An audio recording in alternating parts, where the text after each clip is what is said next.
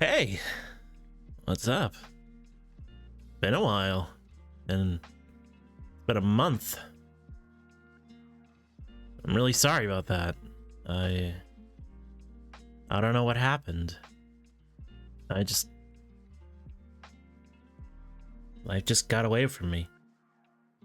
But I'm here now, and I should be back for good. I got plans. I do. I have plans.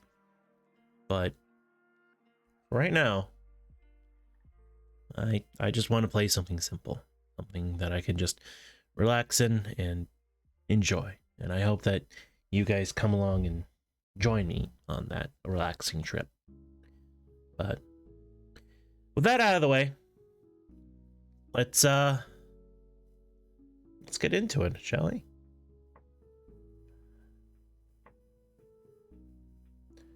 Okay. Give me 1 second.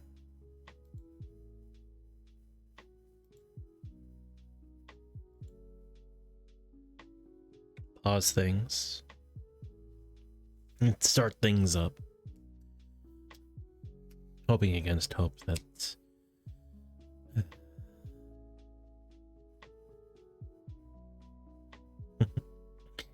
Okay, pause the music.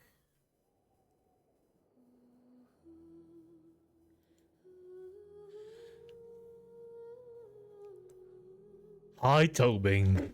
How are you today? It's been a while. I hope you're doing all right. Oh?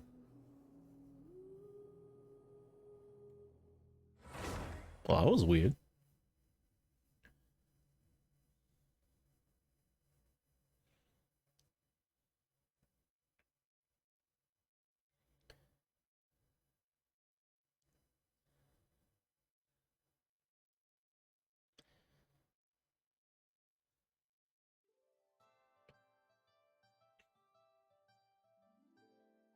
What does that mean? I'm doing very good. Well, yeah, I am.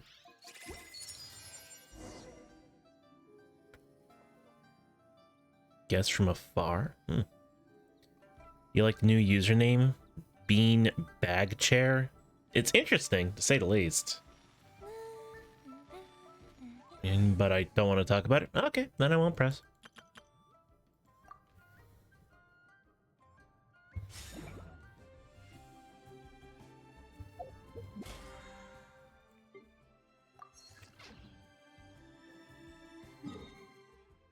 Okay, we're heading off to Mondstadt for the event, which should be fun. I hope it's fun. Oops.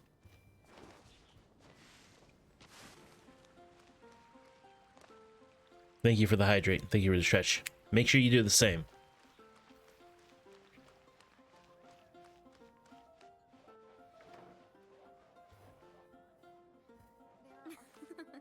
I wonder how many bouquets I'll receive this year.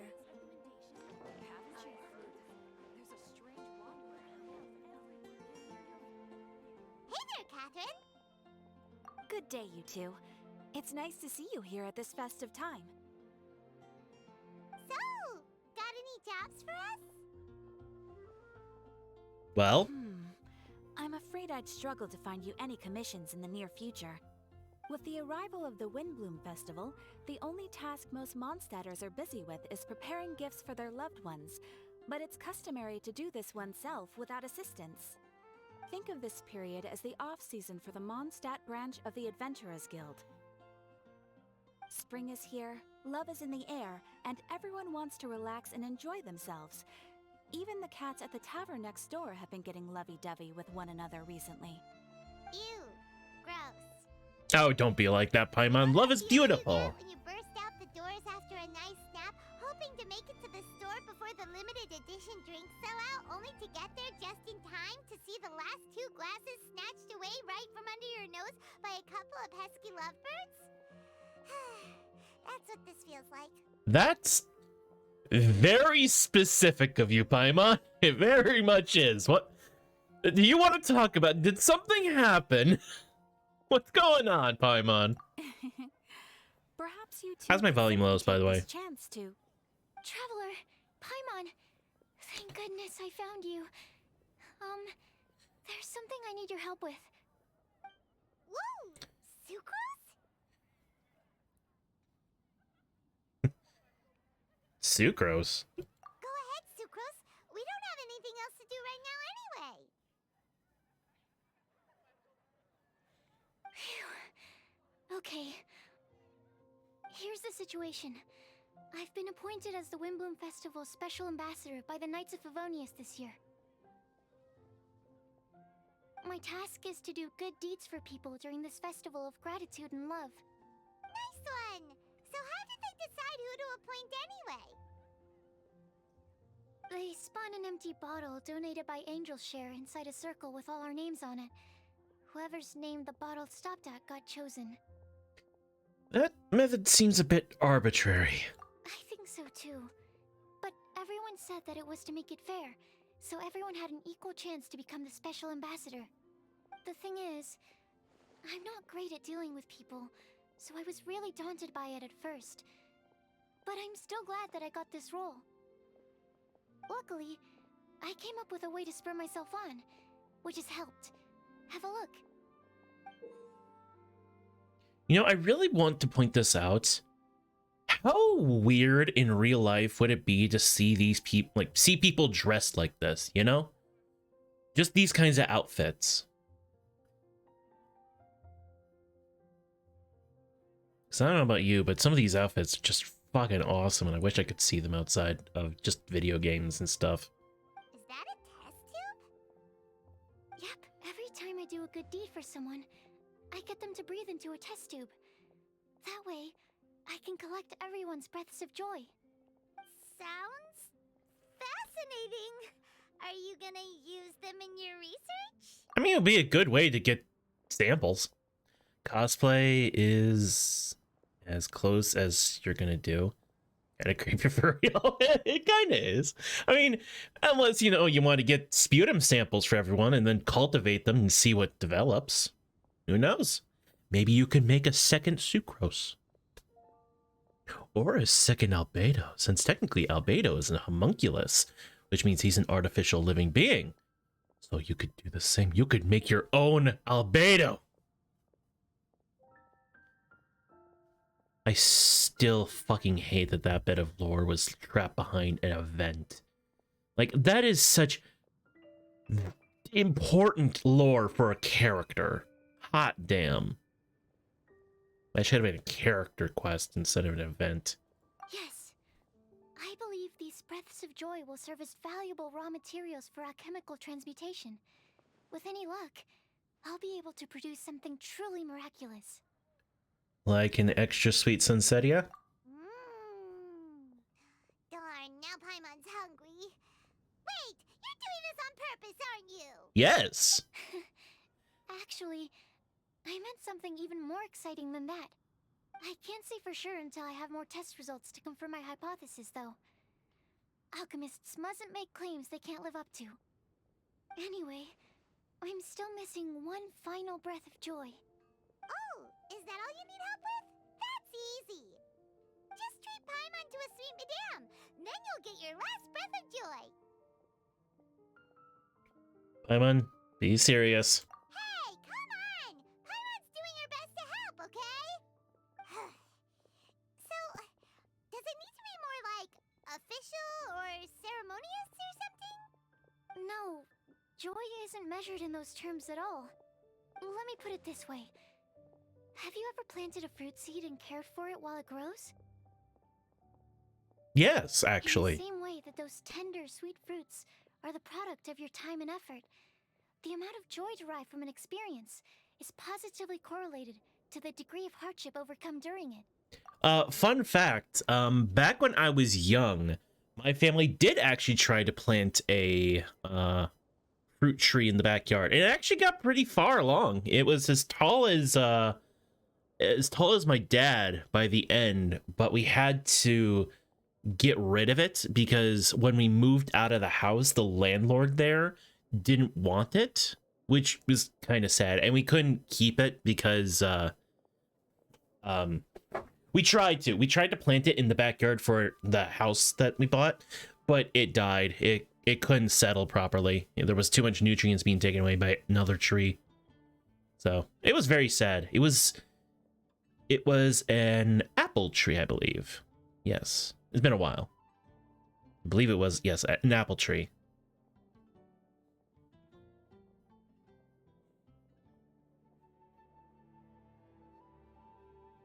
I mean, it never got big enough to grow fruit, but, you know. Nice color change. And I wish Blue was here too. Then this would really be a party. Not that I'm saying that I'm not happy with you here, Bean. I'm just saying I miss Blue. Blue is very fun. Blue's a very fun person.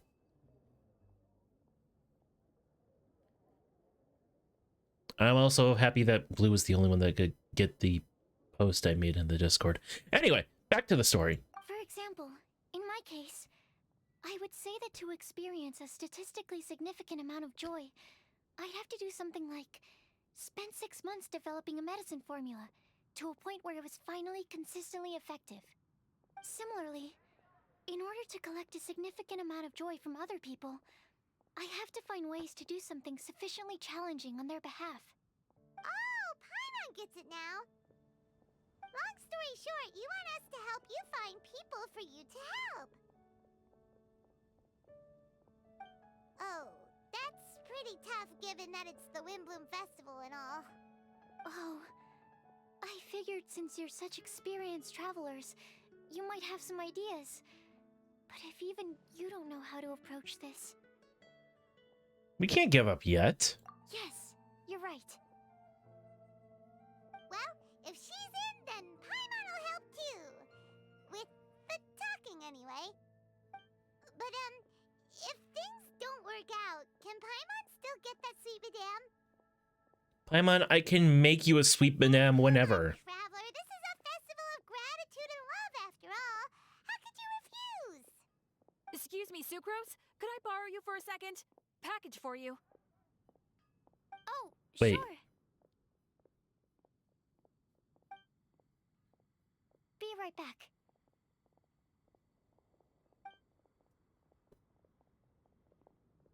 Wait, is that who Paimon thinks it is? That's Collei, right? When did she arrive in Mondstadt? Mystery. And there she goes. Go say hi. You know, nowadays I really do wonder how effective it would be to be someone like the Traveler, you know? Just going around, just exploring the country, meeting people. And that's everything. Are they all in satisfactory condition? Yep. Thank you, Marjorie.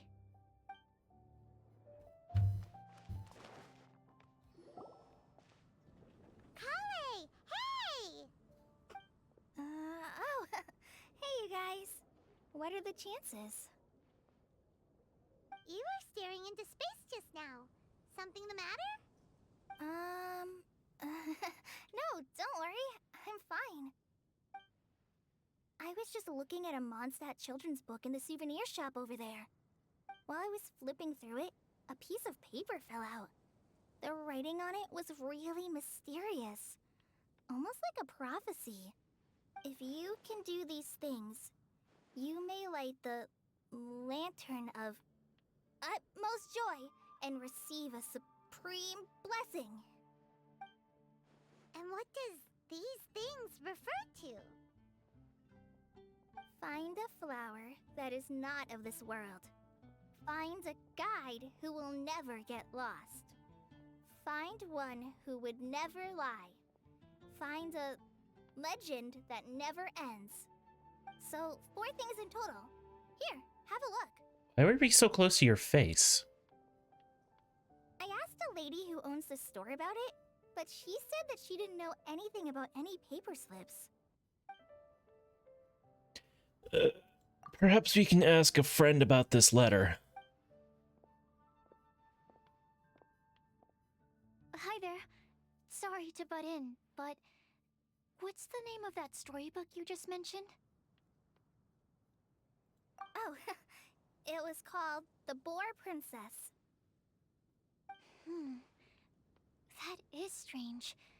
I've read that book, and it sounds like that note you found has no relation to the story at all. I like how the game doesn't forget about the acting part of voice acting. Yeah. No, the voice actors, especially the English voice actors, really ham it up. Like, hot damn. Like, Arataki Ito, half of the voice lines are ad-libbed. It's hilarious. Yeah, it's incredible what the English voice actors do.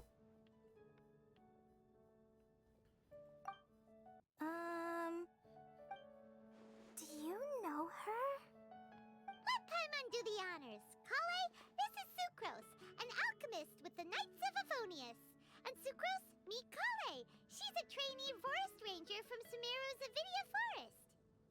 Hello. Hi. Look, two awkward people interacting. It's the birth of a new friendship between introverts. Hooray.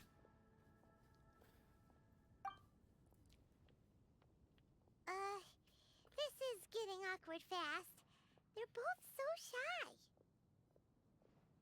So, Sucrose, what are your thoughts on this prophecy? Could it be real? Without having done any research, I couldn't comment definitively. But if you want my subjective opinion, I don't think that it's a nasty prank or anything. Why not? The only people who read children's books are those with a childlike wonder and imagination. Or children, of course. I'm sure that whoever put this prophecy there would understand that. Would they really do this just to spread lies and ruin someone's innocence? I can't imagine anyone being so cruel. Yeah, you'd be surprised. I love it. Exactly. Who would want to hurt a child's feelings? You'd be fucking surprised, Paimon. You would be surprised. Okay, so what do you think the blessing is, Sucrose? If I had to guess, maybe a fairy that can make people's wishes come true or something? I haven't read many fairy tales, so this is pure speculation. With no other information on hand or prior research to compare against, I'm afraid it might not even be worth considering. Wow! Her guesswork is really good, though. I want to pick her brain some more. But will she find it annoying if I keep asking her questions? We've only just met after all. What's the best thing to say to someone you're meeting for the first time? Would you like to get the Lantern of Utmost Joy? Well, yes. I mean, if possible. Then, what would you wish for, Kale? I'd wish for a better personality. Girl, you are precious and everyone loves you. Shut up.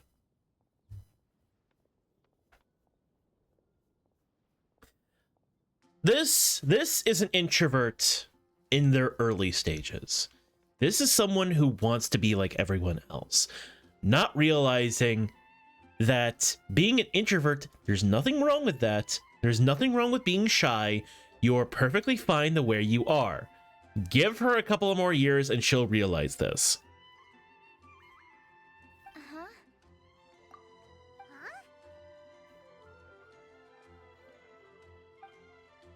You can't waste it on that.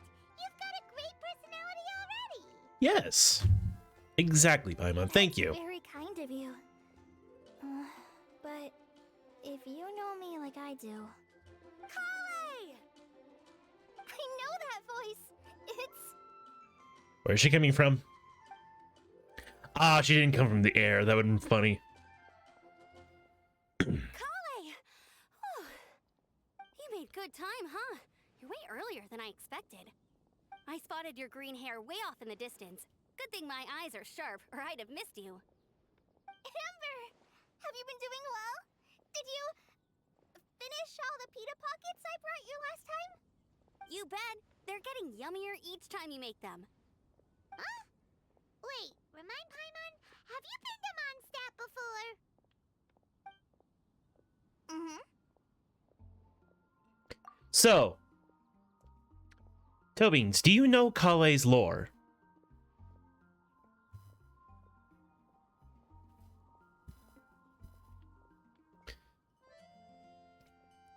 So, here's how this happened. Kale was afflicted with a very rare disease that only shows up in Sumeru. Her family had sent her off with a doctor of another land to try and treat her. But what actually happened was the doctor was affiliated with the Fatui. The Fatui were committing horrible human experiments on children to make them soldiers for the Fatui. She was an escapee who got away from them. But she was very prickly, very standoffish, and very hostile towards everyone. It was Amber who found her and basically helped her break out of her shell and become a kinder person. Afterwards, she moved back to Sumeru and got her vision. So now Kale has a huge admiration for Amber, to the point where she even mimics a lot of her moves.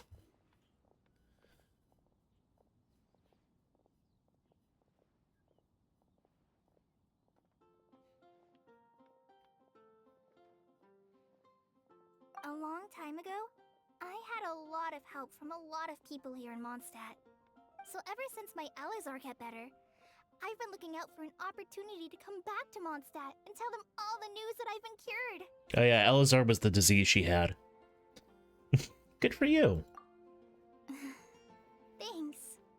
If it's okay with everyone, why don't I take Kale for a walk around town? I'd like to show her some of the places she didn't get to see last time. Of course. Fine by me. Not a very big place. Sure, go right ahead.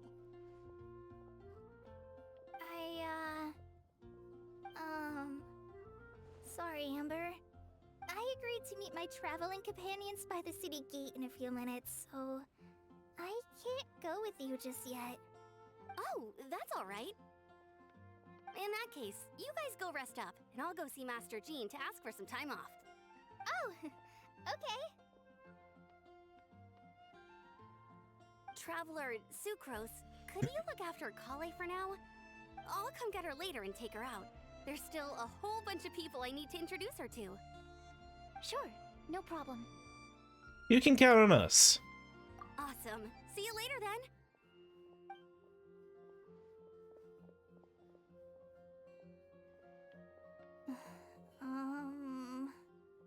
What's wrong? Kale?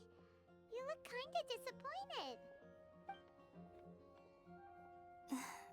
I'm sorry. I'm just feeling a little shy today. Don't worry about me. Amber wants to introduce me to more of her friends. Am I gonna be able to cope? I've only met Sucrose so far, and I'm already struggling to make conversation. I wish I had a little more self-confidence. Then I'd find it much easier to make friends with people. You know, you could just openly say, hey, I'm very shy. I don't know how to talk to you. It's nearly time. Let's go to the gate and see if they've arrived. Hang on. Really quick, I want to check something. So Kale is...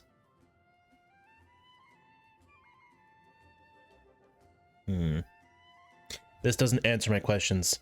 Internet! How old is Kale?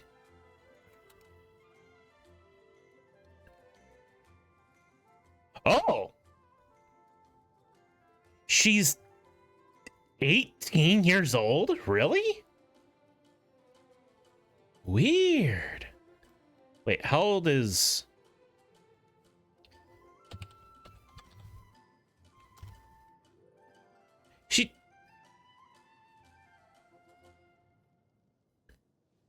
I'm sorry, what? She's 18 too?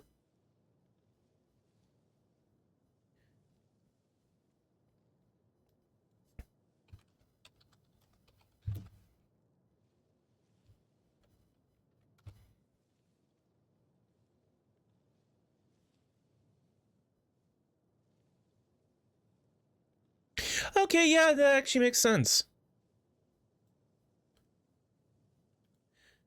If you look at it, oop. Yeah, they do kind of look like they'd be the same age. And yeah, that's what Kali looked like in the past. When she escaped the Fatui.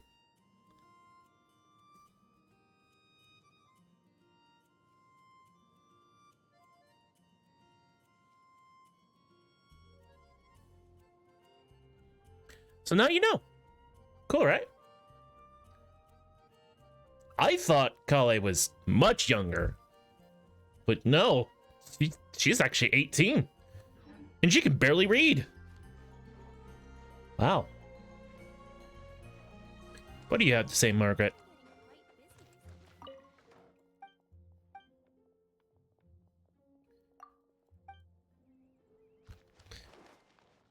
Sorry, miss.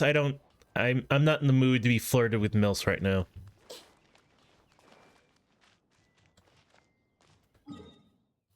Wrong button. J. Huh.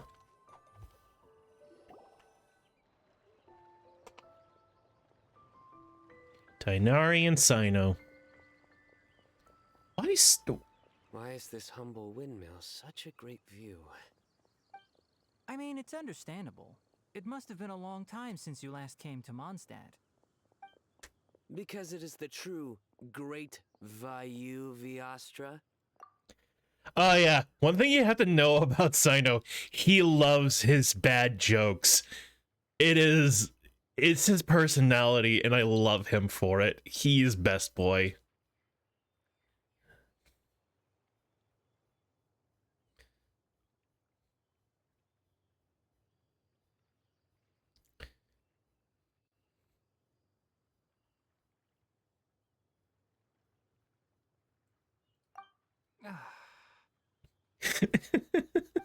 Oh, come on. Don't tell me you don't get it. He gets it. Vayu, and also Mahamatra, Vayu Viastra. No? Yes, Cyno. Cyno, I love you so much. You are so great.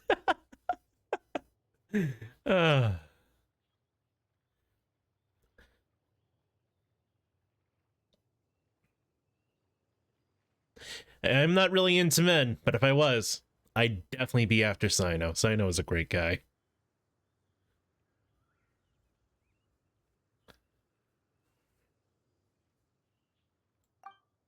Tighnari! Cyno! Over here! Whew, am I glad to see you.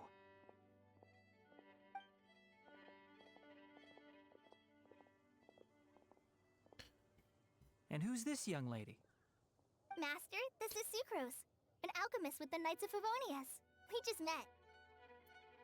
Sucrose, this is my teacher Tighnari. He's a highly respected forest watcher in Sumeru, and he's also a very famous botanist. Kale's exaggerating. I'm Tighnari. Pleased to meet you. So you have a teacher as well. The pleasure is all mine, Tighnari, sir. You know, I just realized something. That haircut on Tighnari, like, if it weren't for the ears, you probably wouldn't notice it so much. Well, you would notice it more. But it's like, that is such a, like, bland haircut, but it just works on him. It's weird. Yep, he's extremely knowledgeable too. And this is General Mahamatra Cyno of the Sumeru Academia. He's really famous in Sumeru as well. Greetings. Though if I might say so, we're purely here for personal reasons.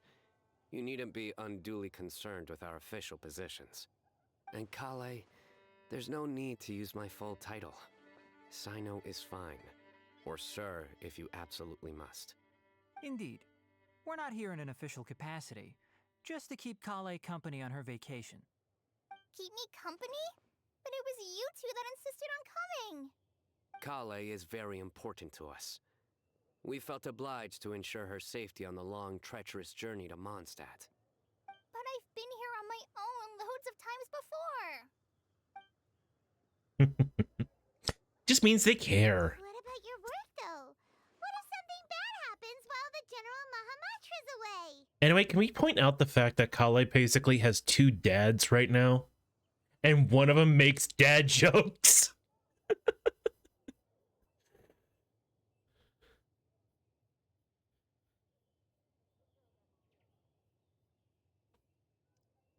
There should be no issues. I have left my duties in the hands of my subordinates, and two especially reliable helpers. Oh, Sucrose. What were you saying about you having a teacher as well? I was just going to mention that I think we're in a somewhat similar situation.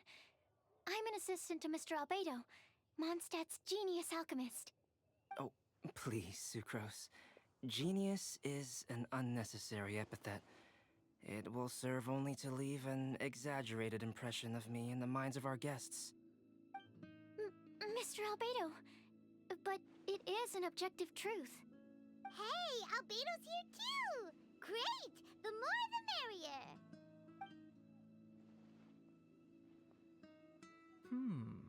So tell me, Sucrose, since your specialty is bioalchemy, what do you know about the antitoxic properties of the calla lily?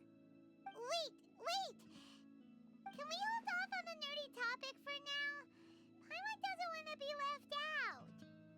Oh, as it happens, I've studied the calla lily in quite some detail before, with it being a species native to Mondstadt. I wrote a whole report on my findings. If you're interested, Mr. Tighnari, sir, I can go get it for you. I know. We're supposed to be here on vacation, and you're already thinking about how to improve your herbal medicines?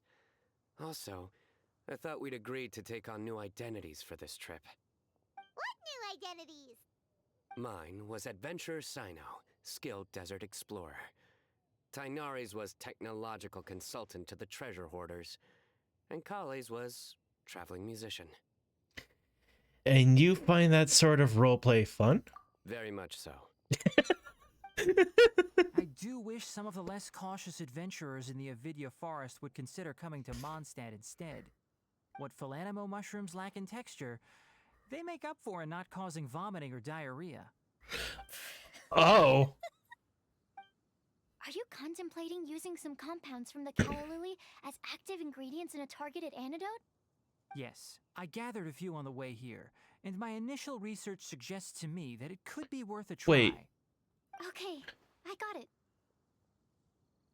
But those lilies only grow on Star Snatch Cliff, which is like on the other side of the region you're in. What were you doing there? Why were you on Star Snatch Cliff? But as much as I don't wish to be a wet blanket, it takes a huge amount of experimental data to conclusively prove how different drugs interact. Estimating the total development time would be very difficult. Add in the time for procurement and delivery of essential materials, and I'm not sure if we could complete development before you need to return.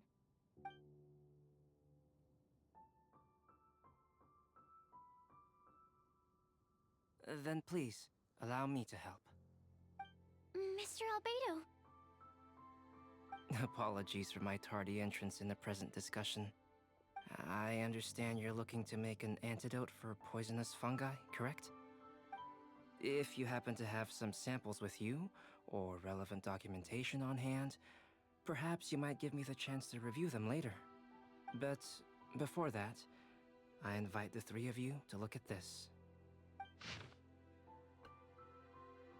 Mr. Goth's other priorities, the food group is... Words. Food and lodging arrangements? Were you quietly writing this up the whole time? Paimon didn't even notice!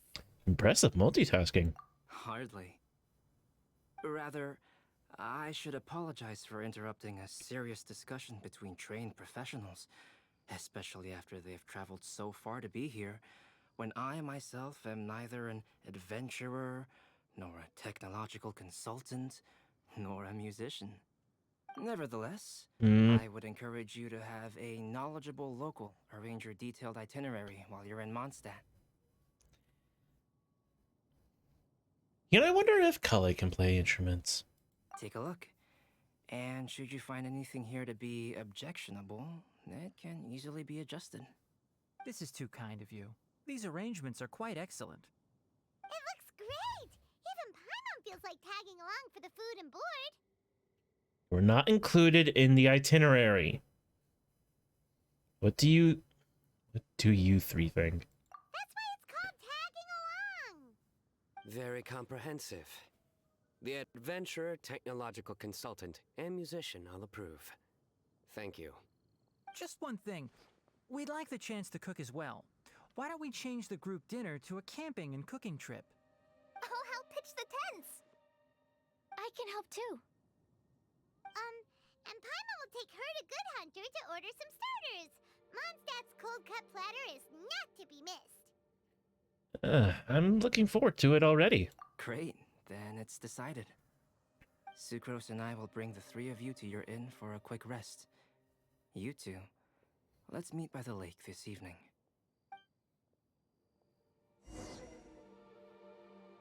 Oh yeah. So, fun little fact is that I currently have both Tighnari, as seen here, and Cyno, as seen here. But there's also the newcomer who just recently launched, which, by the way, I got pretty early on in Wishing. Didn't even have to buy anything. Dia.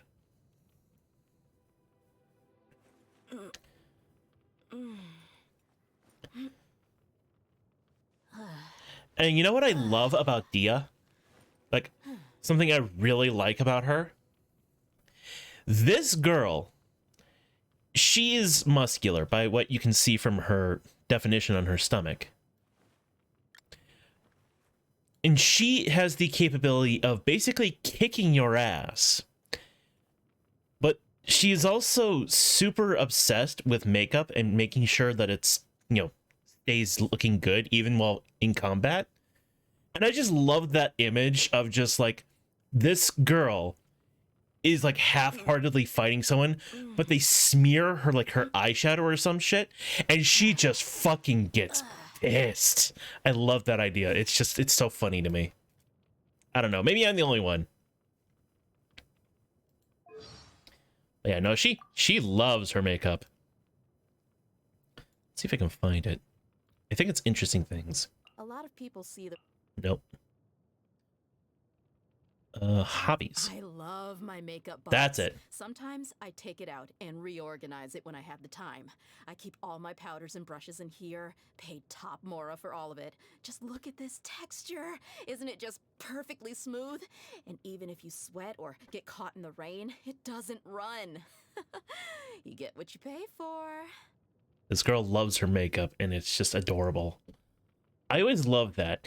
The strong, capable person having just a very simple love for something so sweet and so innocent. I just love that. I love that kind of character. I'm sorry, I'm rambling. Please don't mind me.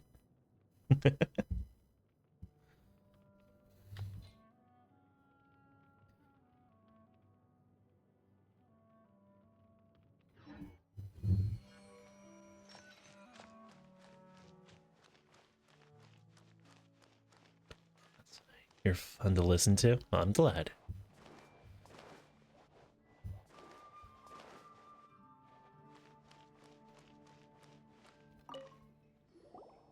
Hey, Sarah! Can we have a cold cut platter to go? Sure, coming right up. Would you like anything else? Do we, want anything else? We must one, sweet madame, I guess. Yay! So you do remember after all! You're just the best!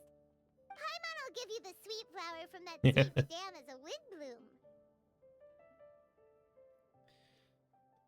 Well, she does kind of, but she's not part of the cat slaying, which means she isn't technically a cat. She just has her hair like that, similar to Kachin. Why do so many characters have their hair dressed up like they have cat ears? It's very strange. I really need to do something with Yonko. I need to do something with fucking characters in general. Like, goddamn. Just don't ruin your appetite for later. No need to worry about that. Paimon can make room for good food. All right, just a moment.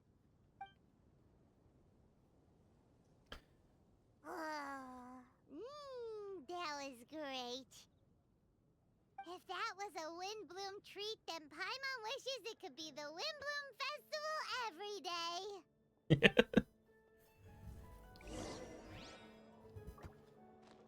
Oh, chair.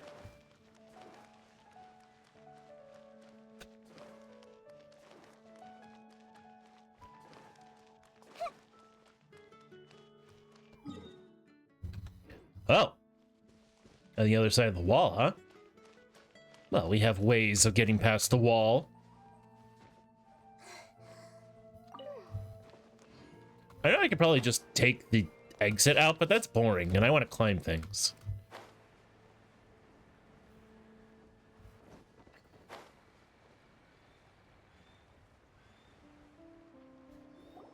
All right, looks like we're all here. We're not late, are we? Not at all. We just came early to set everything up, since we happen to be free today. Kale put up the tent so quickly, but still managed to tie very sturdy knots. You can really tell that she's a professional. I didn't do much apart from passing materials around. Thanks. It's all thanks to Master and Sino. They taught me everything I know. What can I say? For a skilled adventurer, this is just another day on the job. Are you quite finished? Or were you going to sing each other's praises till the moon rises? Come on, let's all sit down.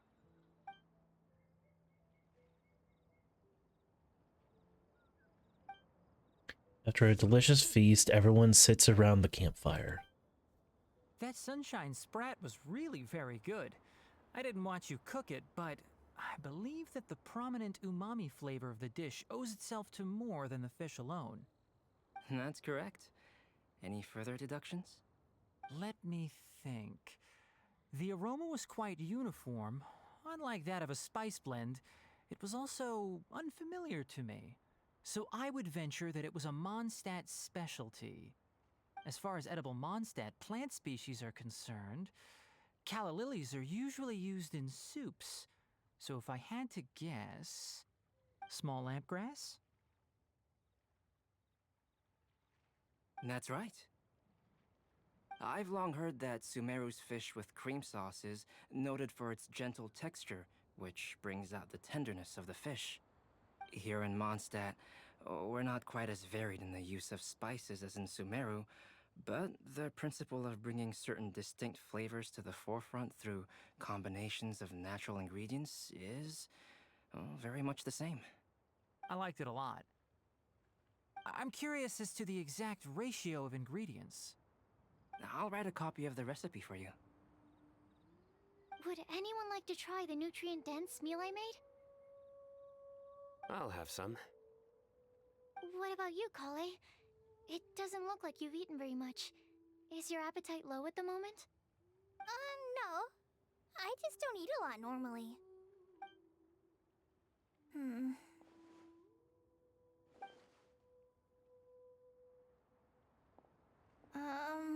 Sorry. I didn't mean to make things awkward. Why do they have two I know, cooking right? pots? While we were on the road, we spotted something white, walking on two legs. Was that Paimon? Which day was this? Just after passing through Stonegate. Sino, are you sure your eyes were working that day? Or maybe your hood was blocking your vision? Paimon always flies. There's no way she'd ever walk. Is that right? I thought that you'd made me snacked on too many local ground nuts.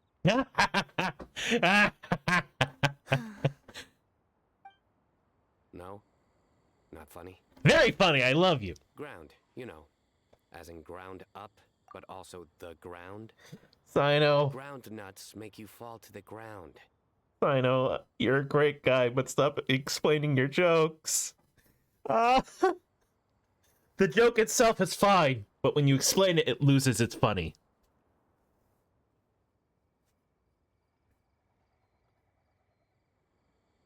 Is no one going to stop him from explaining? Think of this as part of the process of getting to know Sino. On the bright side, these jokes show that he thinks of you as his friends. Still, we could test the hypothesis What hypothesis? that plant species indigenous to Mondstadt may have an effect on the motor functions of flying life forms. Hey! Paimon's not your test subject! But she could be. By your logic, wouldn't that mean that eating, say, Zaitun peaches, that would make a sick Paimon peachy in no time or something?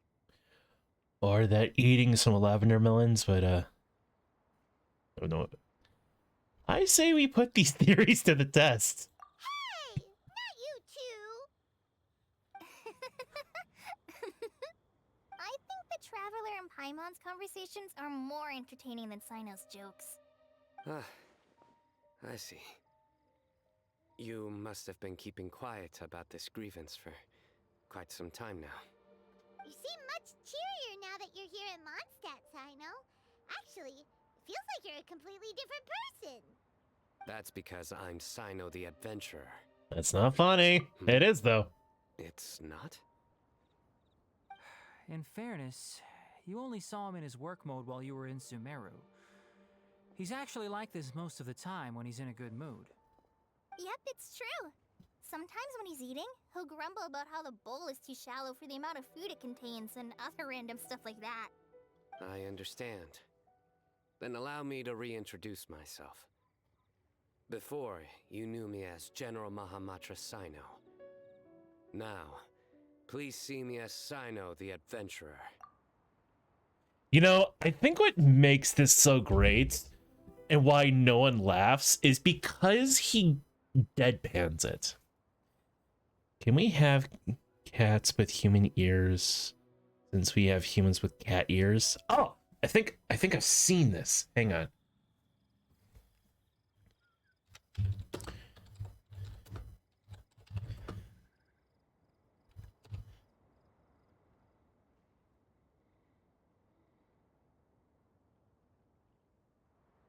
Behold!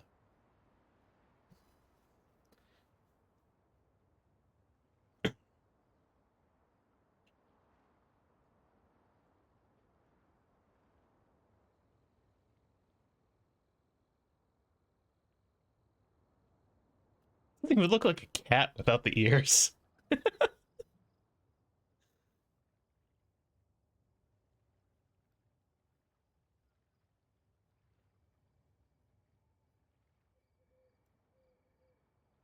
So, you satisfied? Yeah, so that's another thing he does. He'll keep repeating something he thinks is funny until you stop trying to resist. So you have two different mental states? Almost like different phases of matter. Interesting. I want to learn to do that too. I think in your case, the two states we would end up with would be highly conscientious sucrose and stupefied sucrose. Oh, by the way, was there any reason in particular that you chose Mondstadt as your destination on this occasion? Oh, well, Lisa once told me that the Windbloom Festival is one of Mondstadt's biggest events of the year. I wanted to take this opportunity to give everyone a Windbloom as a token of my heartfelt gratitude for everything they've done to look after me. Plus, it was a good chance for Kale to get out and meet some new people. Kale Lily. What? Oh, jeez. I heard this one before. Maybe she should call it a Kale Lily. It sounds very Mondstadt. There's also cauliflower, which would technically make more sense. But somehow it doesn't sound as nice. So I know. Sino.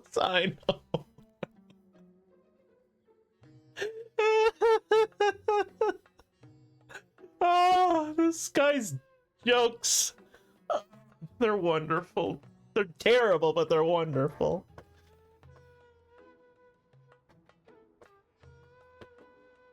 Ugh.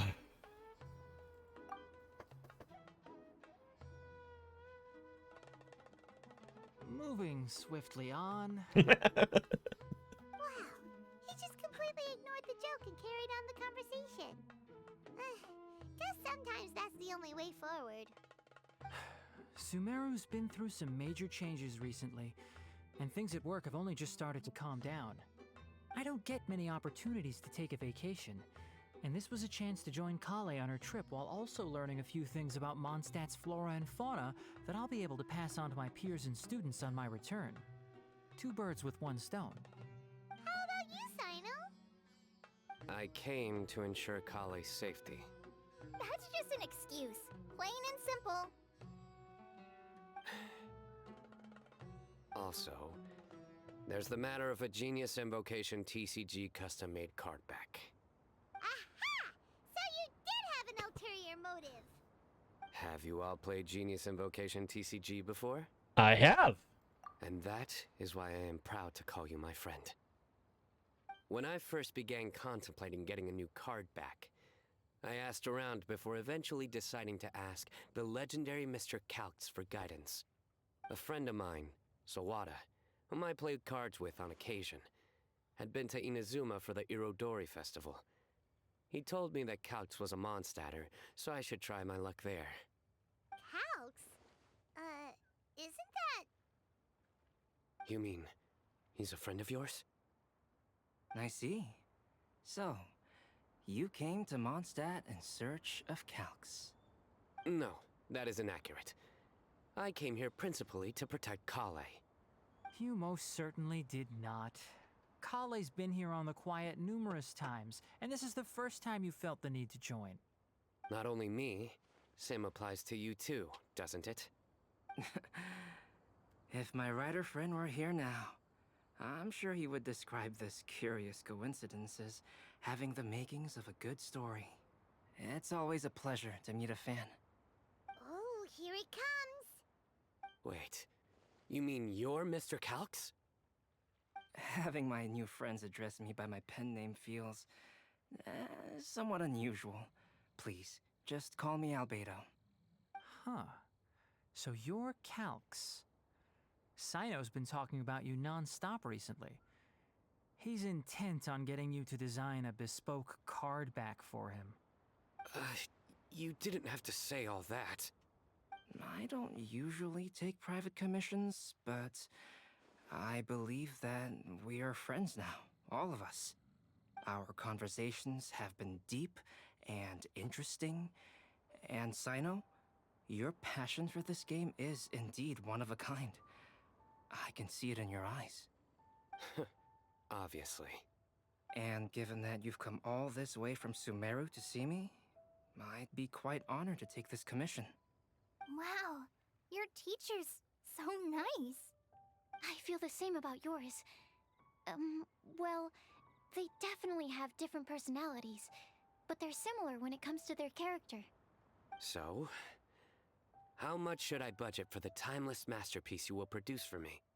Surely, timeless masterpiece is something of an overstatement. Any artwork fit to appear on the reverse of my card decks is by definition a timeless masterpiece, even if I do say so myself. Don't mind him. These TCG nut jobs are all like this. I see. So, this has an almost religious significance. Well, for starters, I'd like to hear a few more of your jokes. My jokes?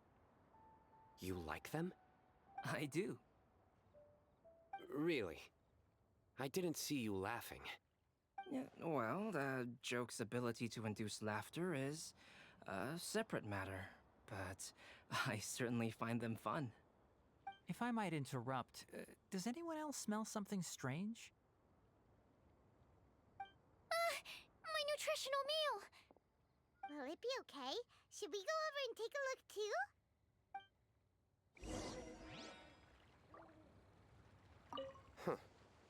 So, a good joke is not necessarily required to make people laugh at them.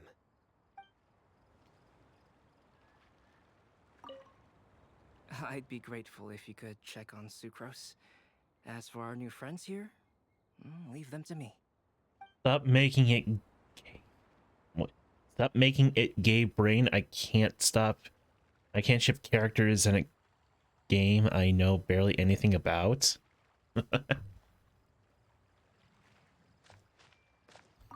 Well, Albedo and Sucrose were delightful, but this was still an exhausting meal. Well, let's see.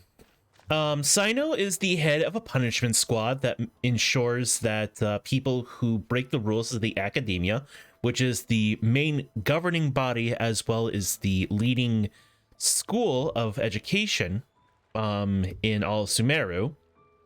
And Sino is an alchemist for the Knights of Favonius, which are the governing body of Mondstadt. And he is also an artificial being who was designed well over 100 years ago by an acclaimed alchemist from another country.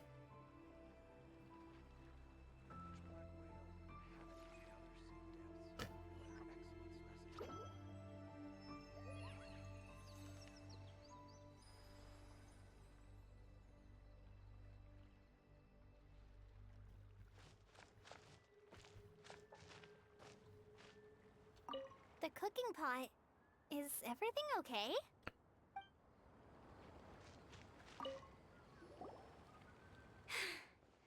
Only the base is burned. We can still use the cooking pot. It just needs a bit of a wash. Good thing Tighnari's nose is so sharp. Has he been in this kind of situation a lot before? Don't let it get you down, Sucrose. I know, it's just... I'm sorry to disappoint Sino. I guess we'll have to do this again another day. Oh, yes. I'm not sure if you've noticed. Kali seems a little... depressed. I noticed she was in a low mood when everyone was talking. I got that feeling as well. Remember that note she received? I was just thinking. I want to try solving this riddle and giving Kali the chance to accept the blessing. Oh, yeah! She's someone who needs your help. Exactly. Maybe she'll be willing to breathe into my test tube. But anyway, that can wait. As much as I'd like to make progress in my research, I'd prefer to see her smile. All right, we'll help out too. You will? Then tell me, honestly, do you think that this prophecy is for real too? I know how I can find out. Right. I'll be back shortly. Alright, let's meet at the alchemy crafting bench in the city. I've got some thinking to do in the meantime. We're back. Oh, what a shame. You just missed a joke about windmills. Stop, please. I don't need to hear it a fifth time. That bad, huh? Well, now Paimon really wants to hear it for some reason. Didn't you say you want to see the Dragon of the East at some point? When are you going? Tomorrow morning. And you? What are your plans? I'll go into the mountains to have a stroll and collect a few plants as samples. Oh, perhaps I could join you? I'll be looking for inspiration for these card back illustrations.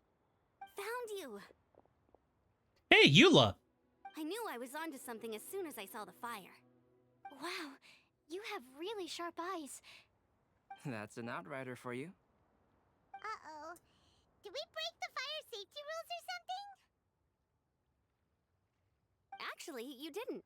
Strictly speaking, you should have reported your plans first. But since two of our very own alchemists are here, I'm happy to look the other way. Ah, yes, introductions. I'm Amber, and this is the Reconnaissance Company Captain Eula, a good friend of mine. Good evening. You are friends of Kale, yes? A pleasure to meet you.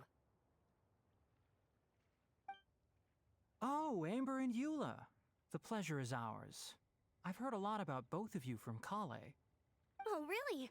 All positive, I hope. You asked that last time, too. Of course it was positive. I'd say. We hear the latest news about you every time you write to Kale. Glad to know we've made a good impression so far. Anyway, we're just here to collect Kale, so don't let us interrupt your chat. Come on, Kale. We're gonna take you to check out a few scenic spots. Okay, great. Still as high energy as always.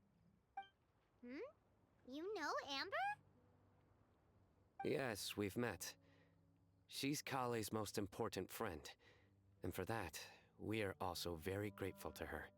That's Amber for you. Her outgoing personality means she can make friends with just about anybody. It's getting late, and we still have a lot lined up tomorrow. I suggest we all head back and get some rest. Yeah, we should preserve our energy. All right, I'll start packing up.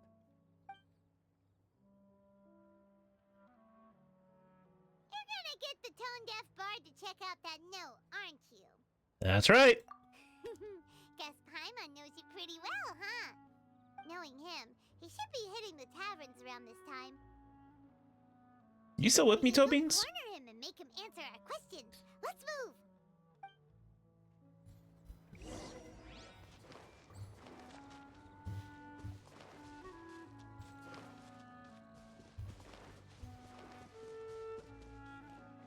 Yeah, sorry. You're good. Just making sure. And multitasking? Okay.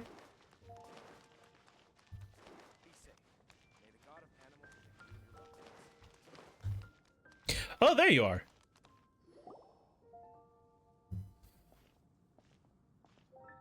Oh, it's been a while. Paimon called it. Tone-deaf bard drinking as usual. Put your drink down and get your game face on. We've got some important questions for you, mister. Okay. He's already plastered. So, what do you make of it? Yeah, any thoughts? Aren't you forgetting something? It's the Windbloom Festival right now. You can't just go around asking people for help so blatantly. Well, if you won't tell us the answer, could you at least tell us if this thing's worth a shot? Sounds to me like you want a hint or two. And a blessing or two to boot. A fine answer. The person who wrote this prophecy is very powerful. If you manage to solve the riddle, good things are sure to happen. Also, Is it Klee's mom? I happen to know where this lantern is. Once you've found the 4 things, I'll even write the location down for you. Isn't that generous of me? Whatever. We weren't expecting much from you anyway. You can get back to guzzling wine and blowing wind now. Underage. Venti is like... Fuck, he's like 500 years old. He's a femboy, though. That's not deniable. But still, he's a 500-year-old femboy.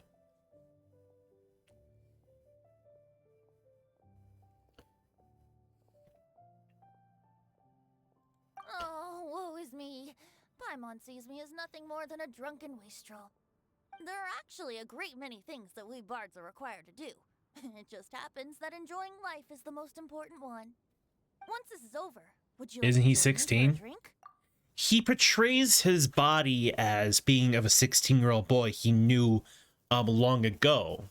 But technically speaking, Venti is a god who's been around for hundreds of years. He is one of the youngest gods, not the youngest. Technically speaking, the youngest god would probably be Nahida?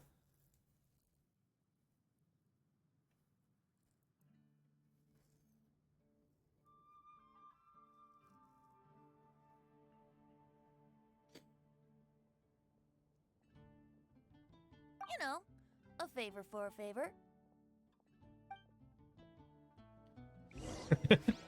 Well, to be fair, he is a drunk.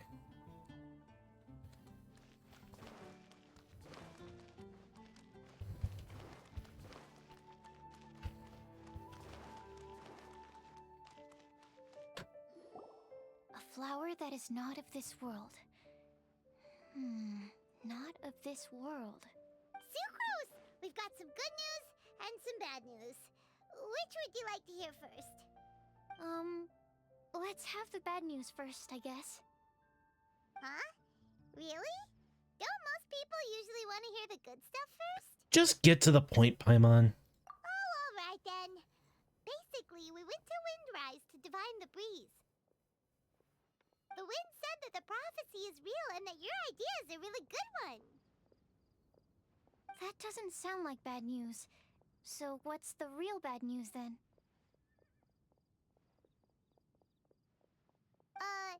Paimon ate the bad news!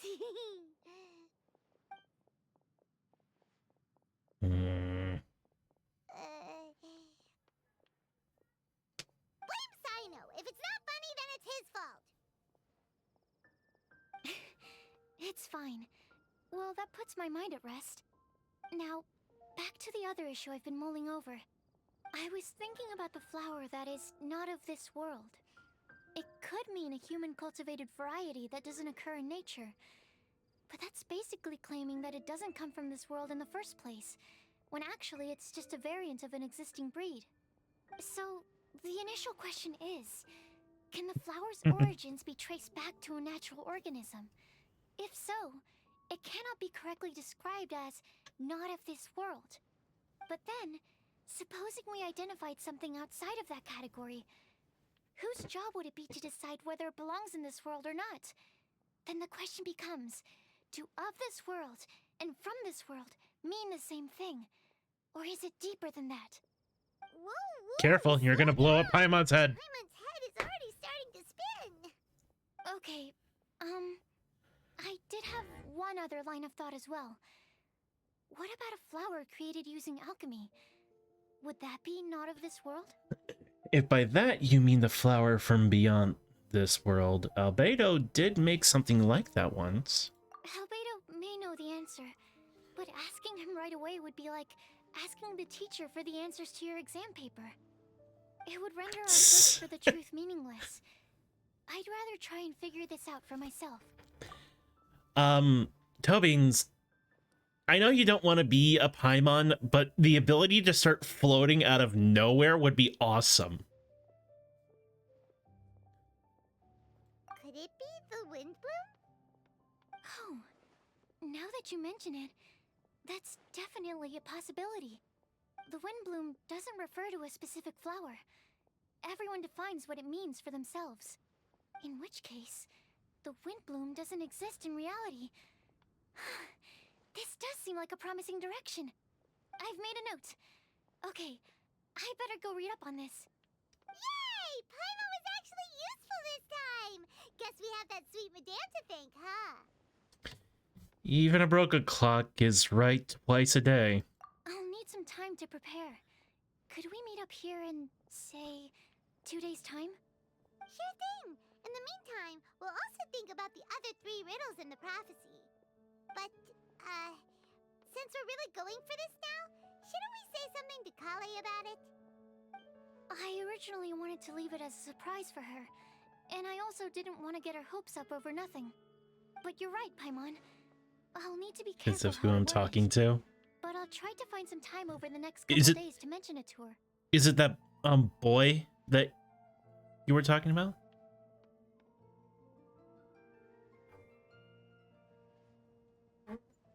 Or am I off base? It's a new boy? Oh, what happened to the old boy?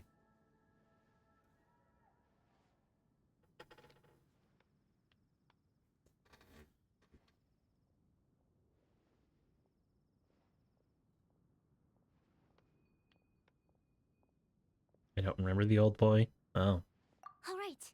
Thanks. Which so one much. is this? The old boy was the boy that you were talking about, like, I don't know, a month and a half ago?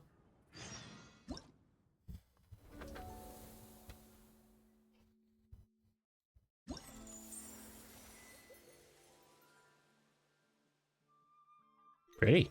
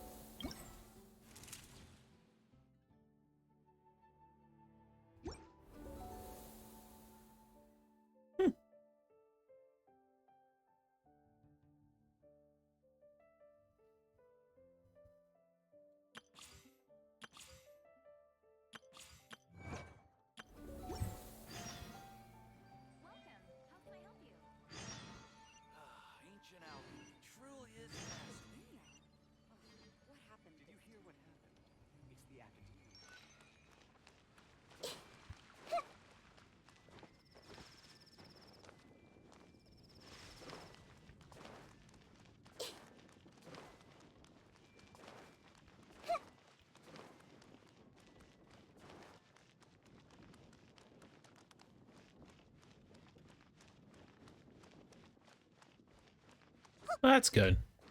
Glad to hear that you're reconnecting with old friends.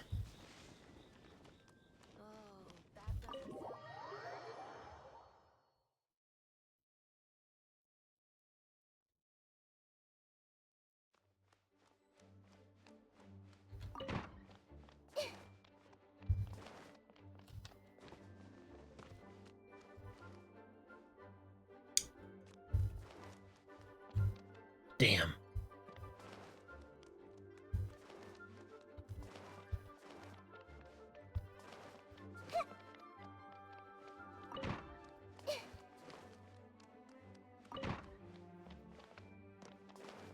Ah! Damn these automatic doors!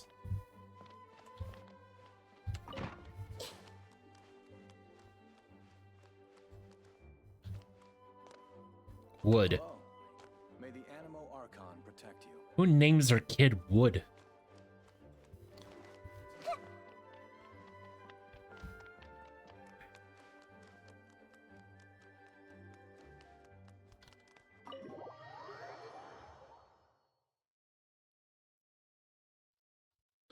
Hang on, I'm gonna look this up really quick.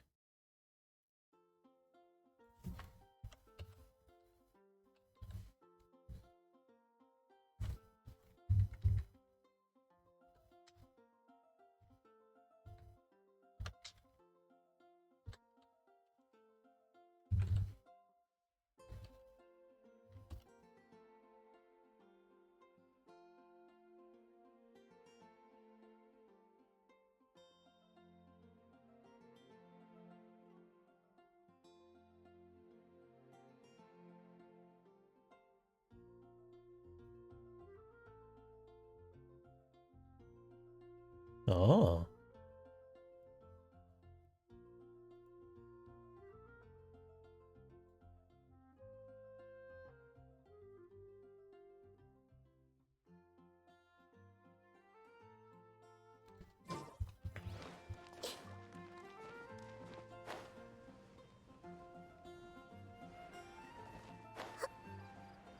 Yeah, that's what I thought.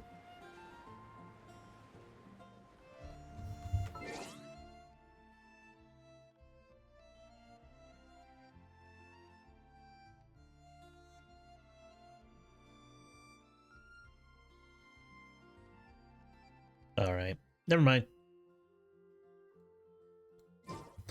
I was looking at character locations because I know that they're in the overworld, and I was hoping that in between missions they were in where they were for each day, but they weren't, which sucks. But what do you do?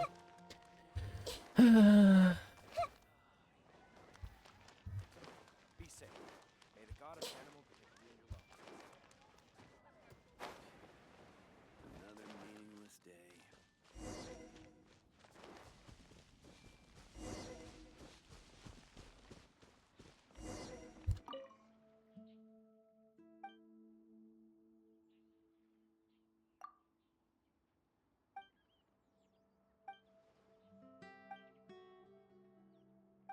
So we're playing a rhythm game. Awesome.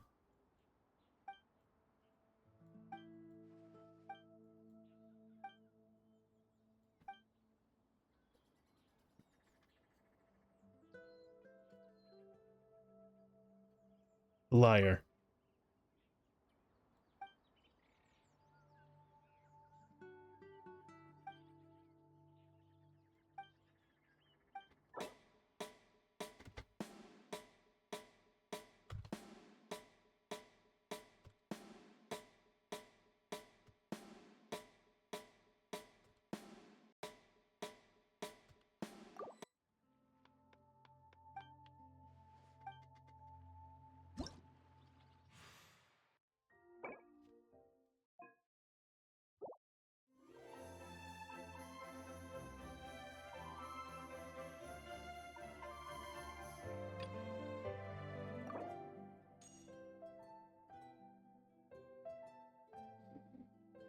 Let's do this.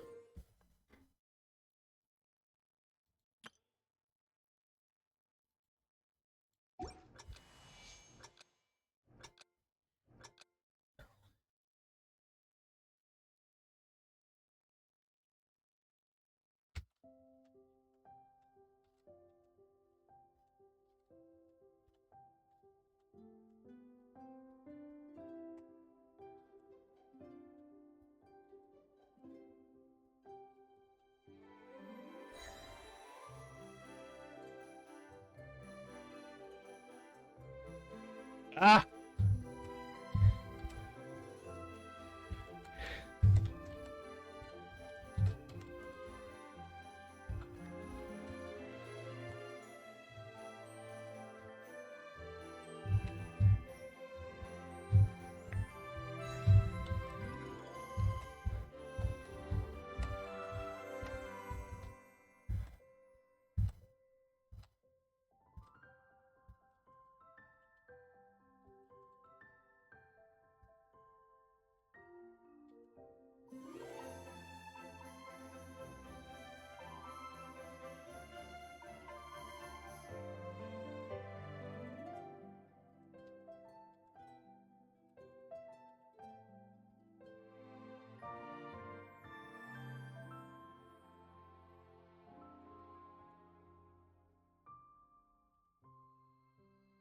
Well, I fucked up a bit there, but hey, what do you do? Yes.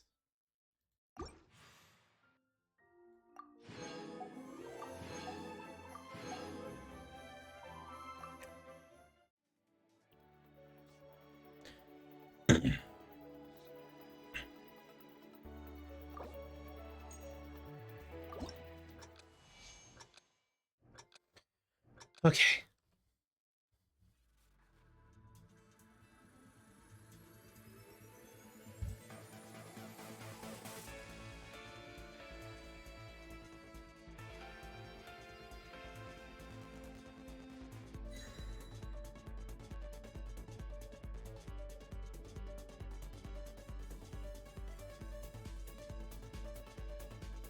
Oh, God. Whoa, hang on, hang on.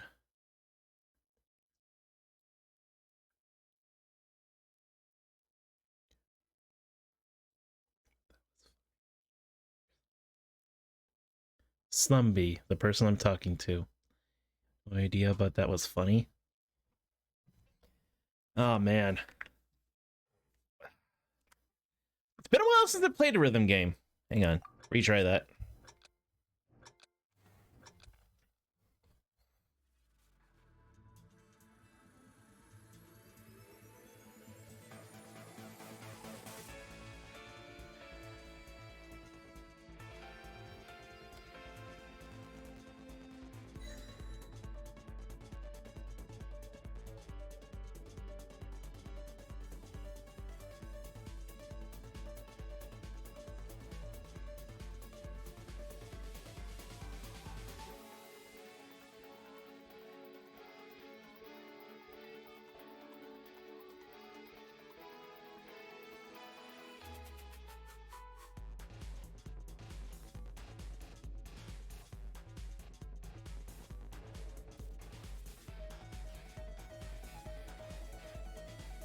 Fuck. I am bad at this one.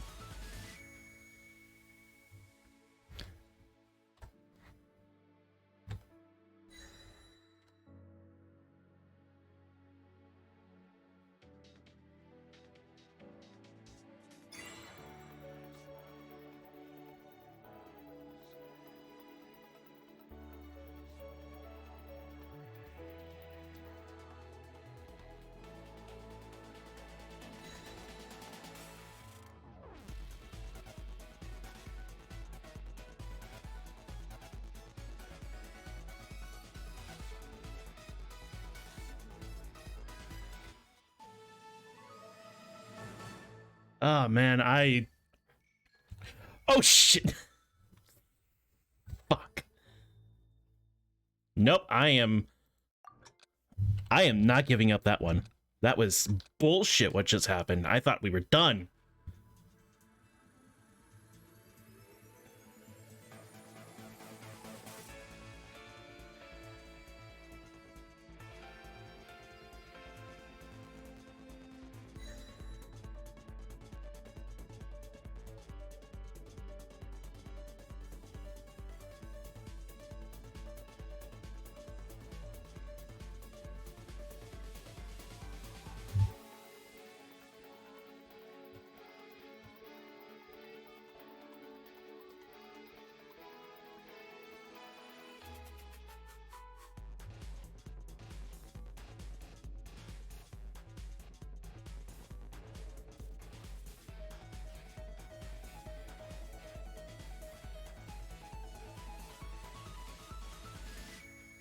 Ah.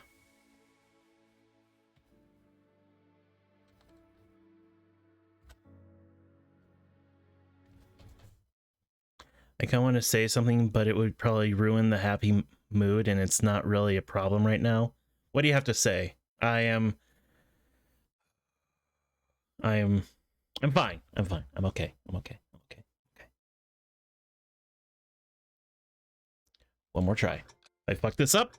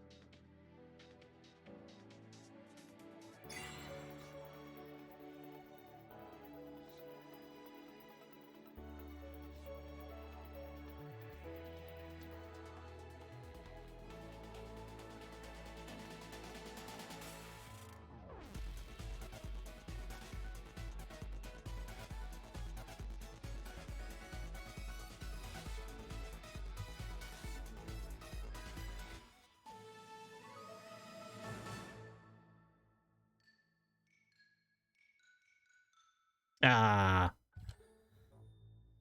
Well, that's okay. Okay, what did you have to say?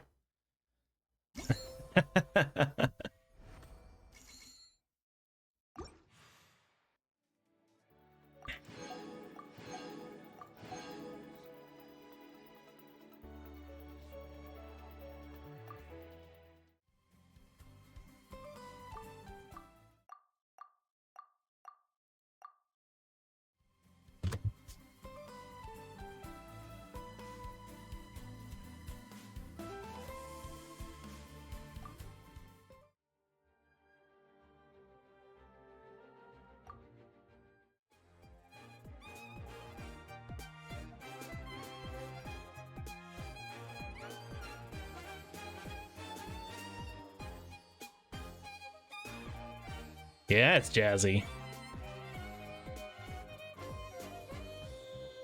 I don't get why people say they don't like jazz. Jazz is fucking awesome.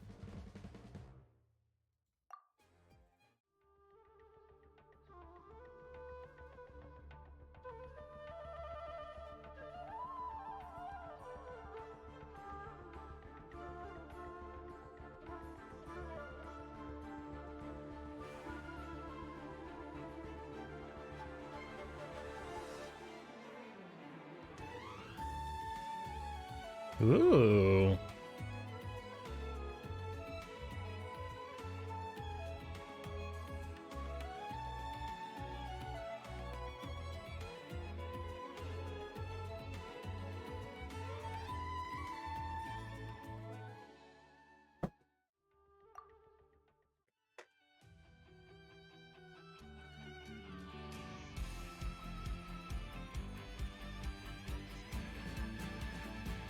Seems a little epic for him.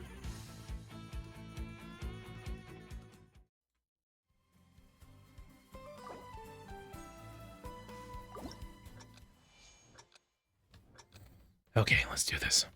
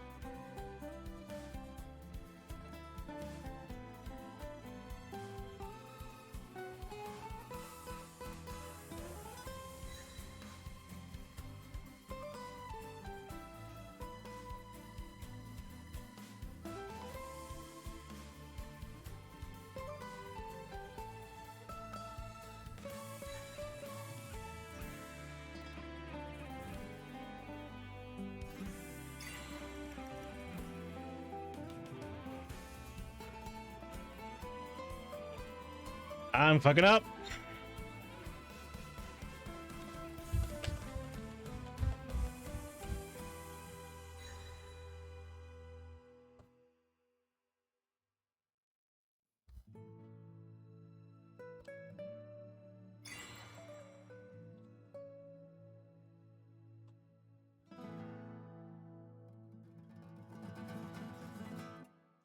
Okay, so for the thing, yes.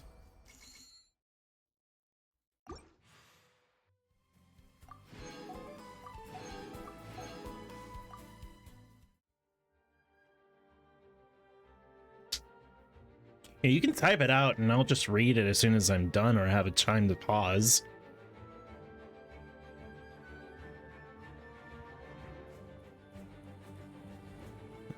Don't worry and don't tell Phoenix because I've stopped for now, but I started cutting, but I don't do it too deep and clean each one so they don't get infected. A bunch of stuff has been building up and nothing I've tried has helped, but doing that did, but I stopped for now.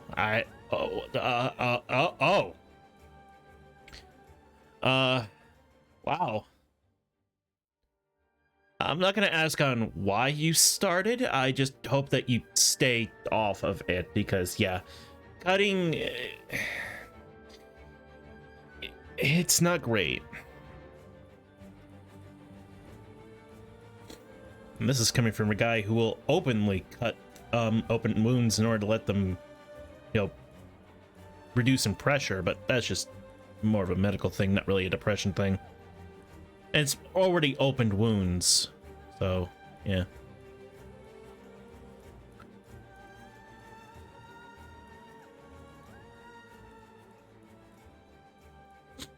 Just, yeah.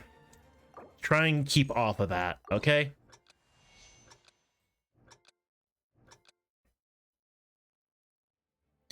Anyways, back to game.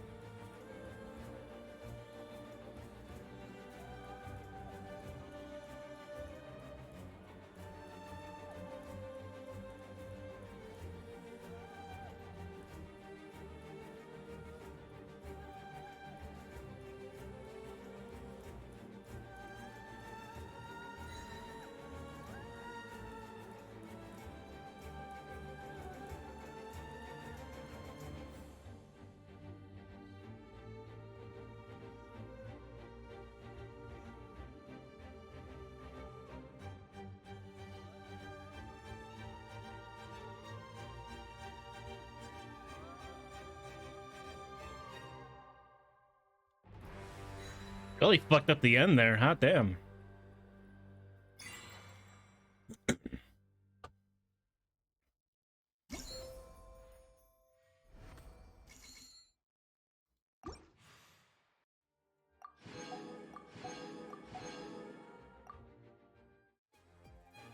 Now for the good one.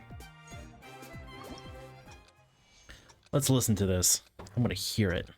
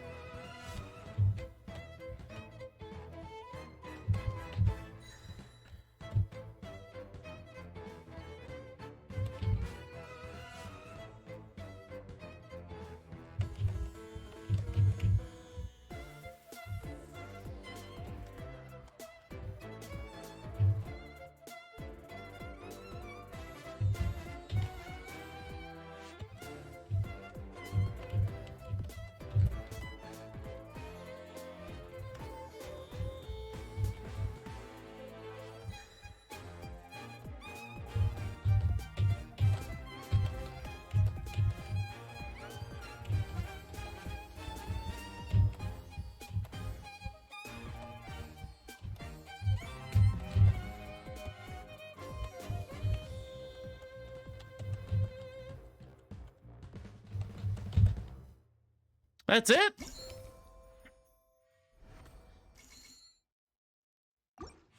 I was hoping for more.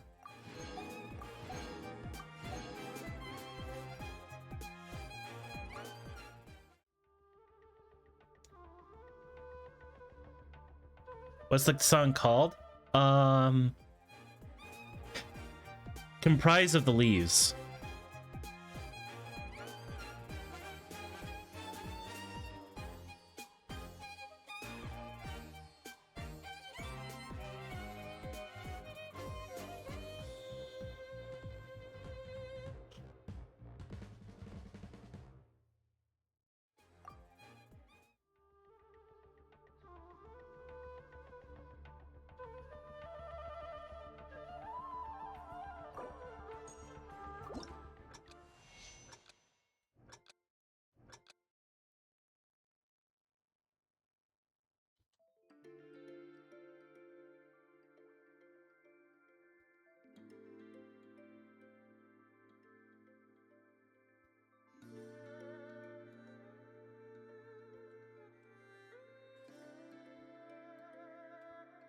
Ah, damn it.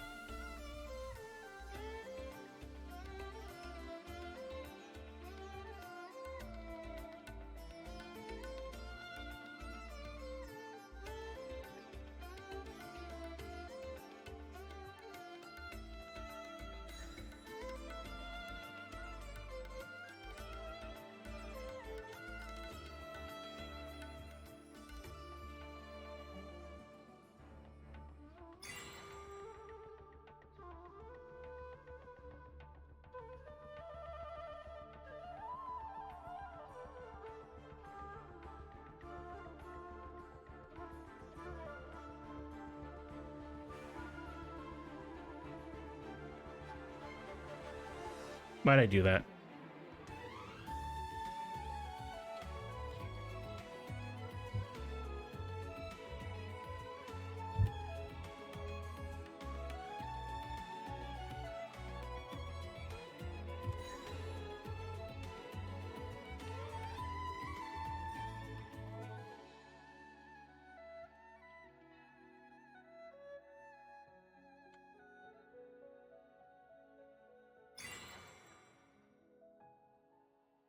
Ooh, that was actually pretty good. I'd say I did a pretty decent job with that one.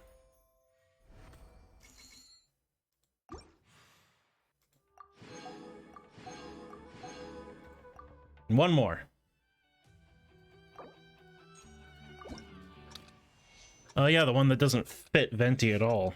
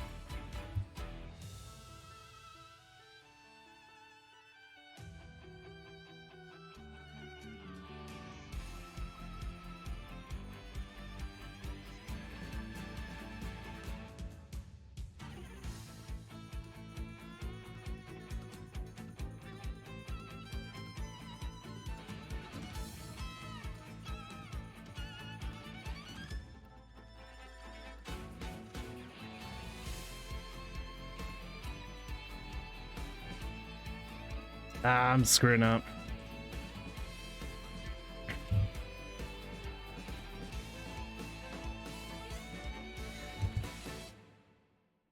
That's actually okay. Also really good? Yeah.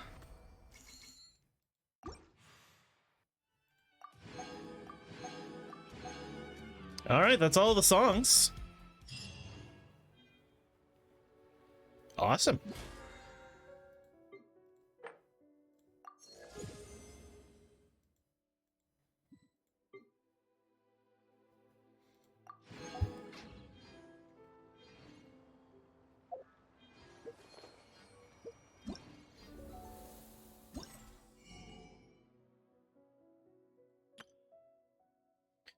Oh.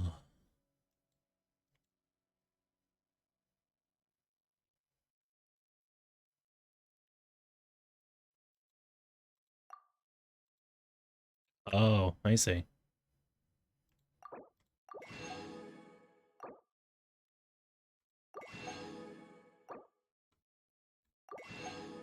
Whoa, that went by fast.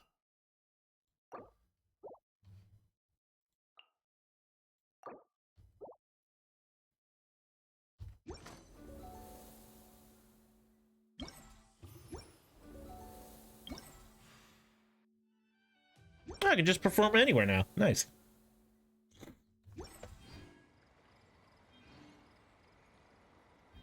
How much does that make? Nice.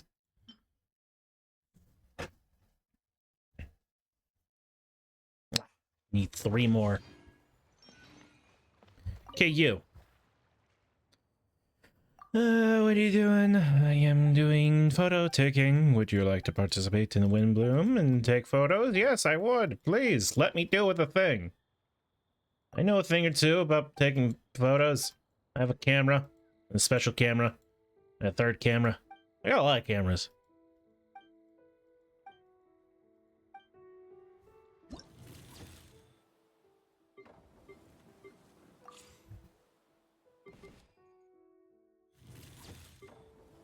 Oh.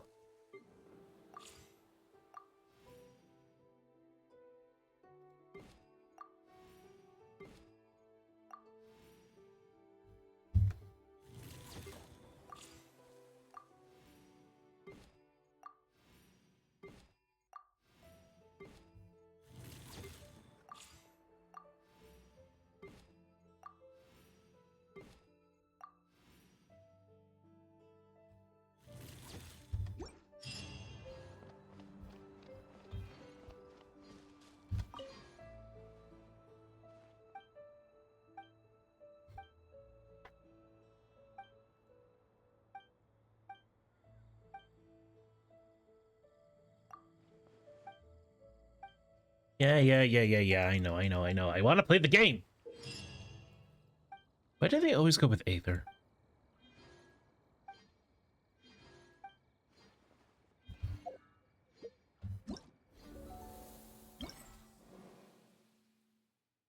Oh.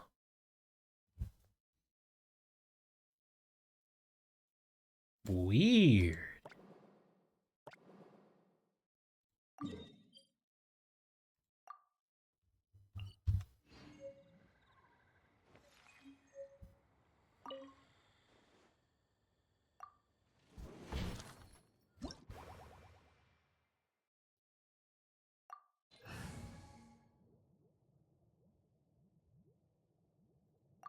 Yes.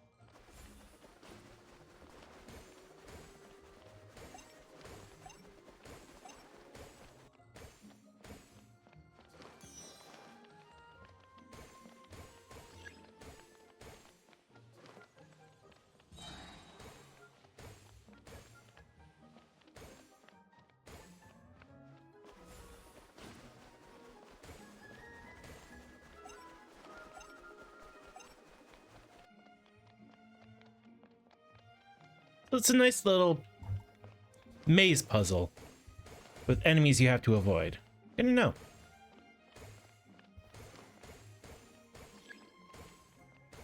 Ooh, these ones are fast.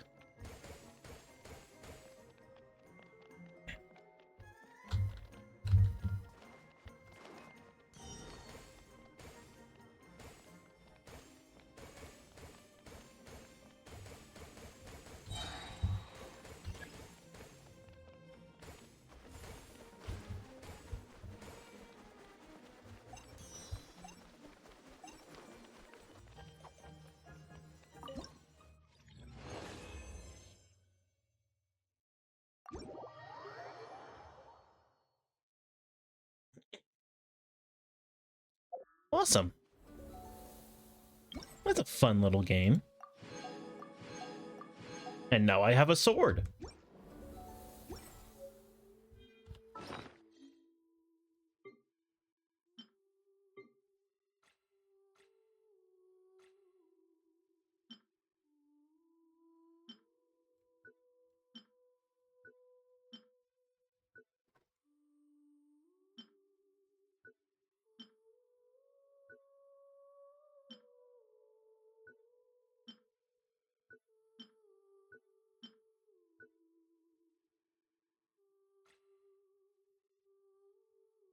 Okay.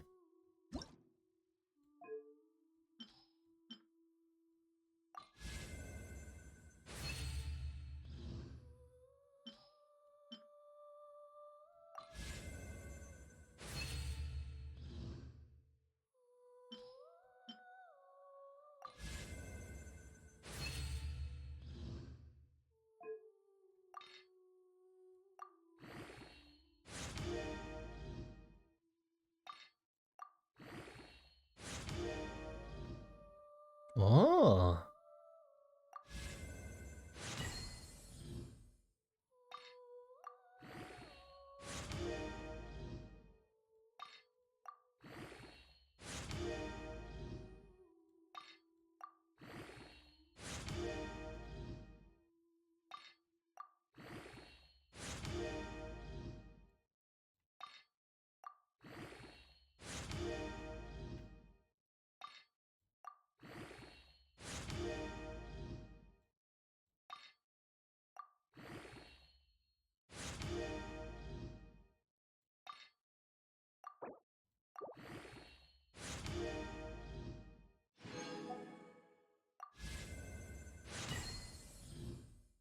Nice.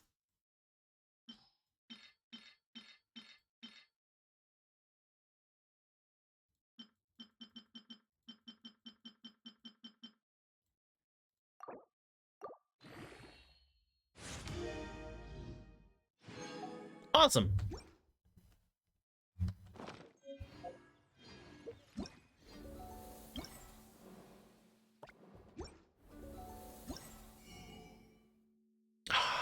Don't have enough.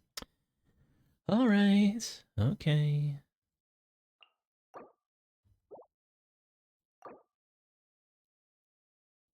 Okay. Uh-huh.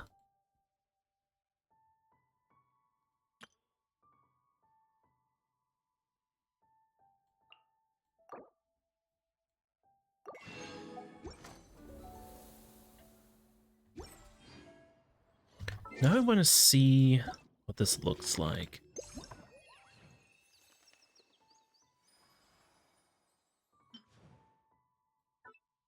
Ah, very nice.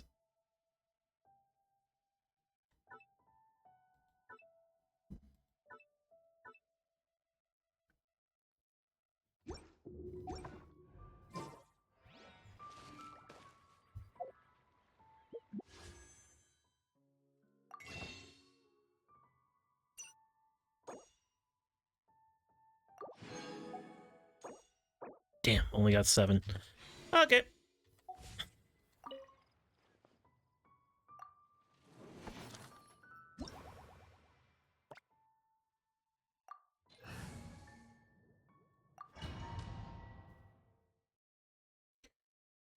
How you holding up there, Toe Beans?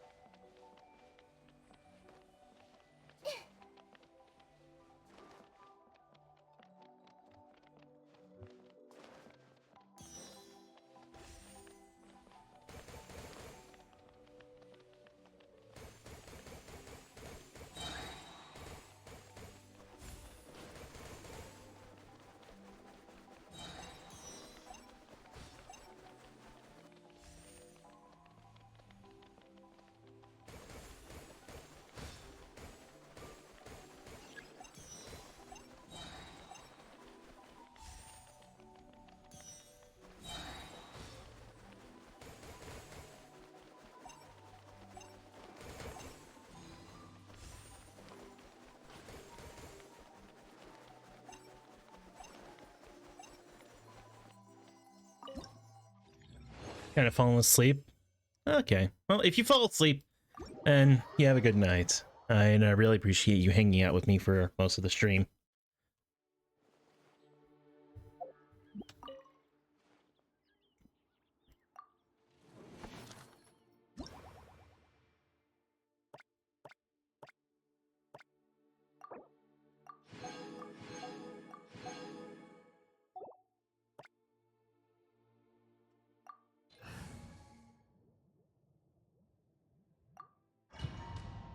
Thank you for the stretch and hydrate. Make sure you do the same.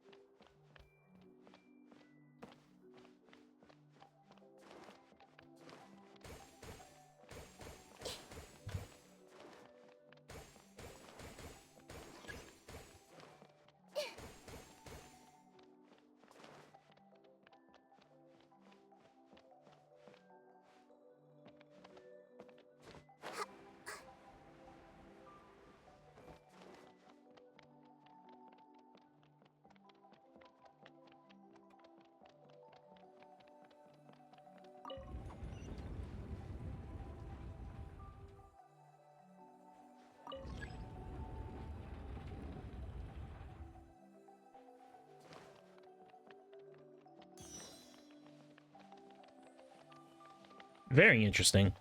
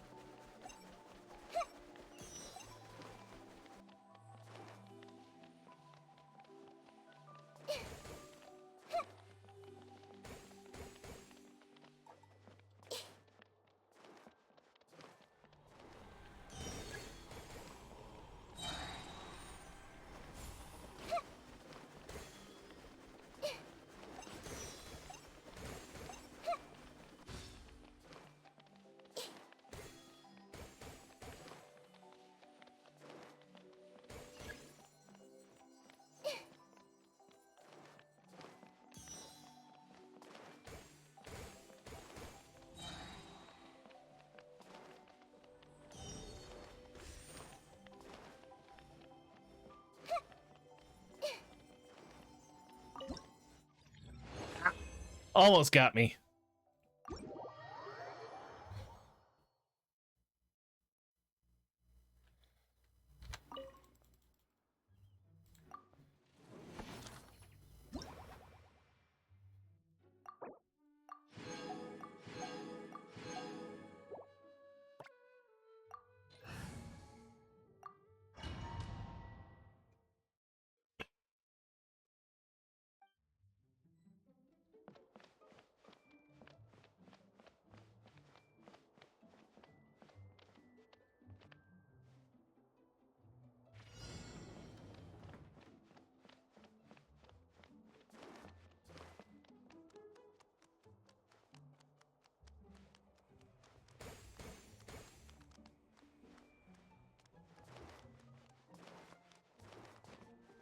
Oh, I kind of see.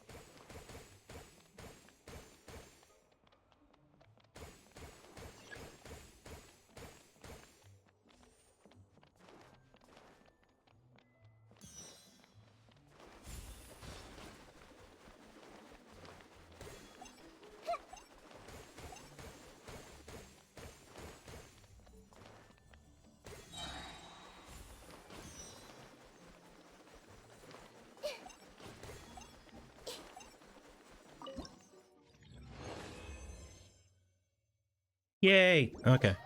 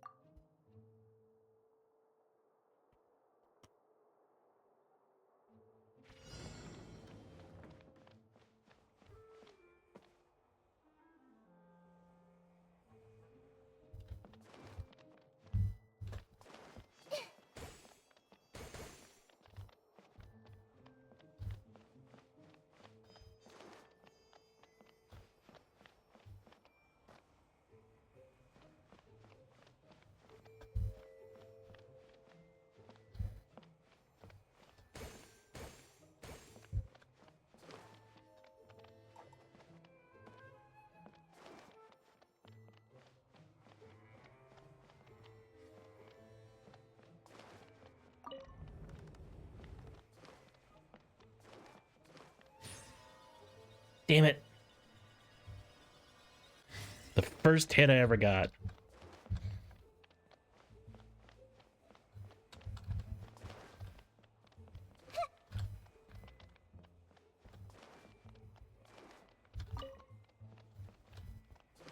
Damn it, no! I know where it is.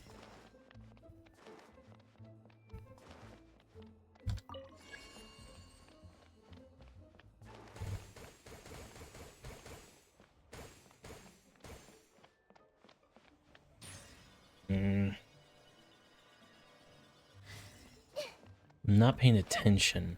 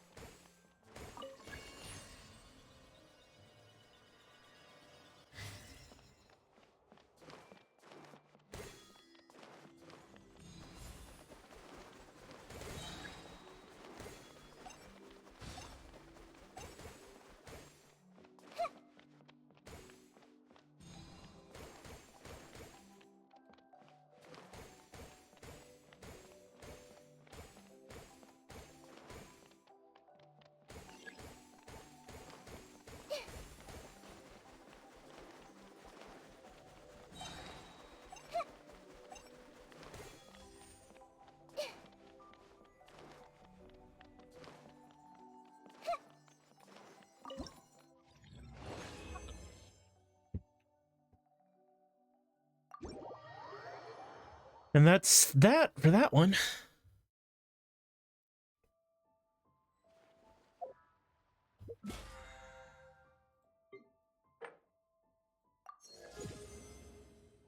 Wow.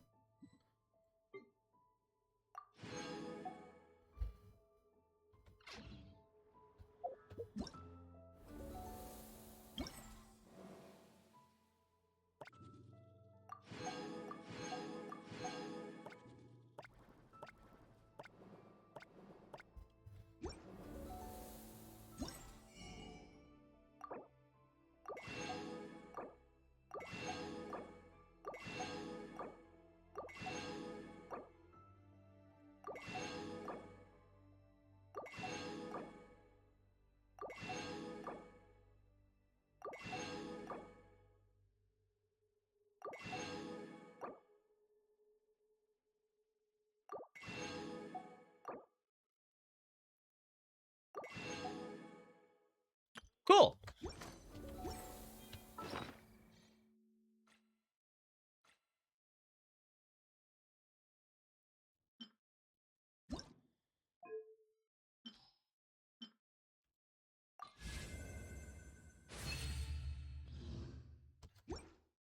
What's this do? Whisper of the Winds and Flowers. Within 8 seconds after the character's elemental skill hits the opponent, the character triggers an elemental reaction.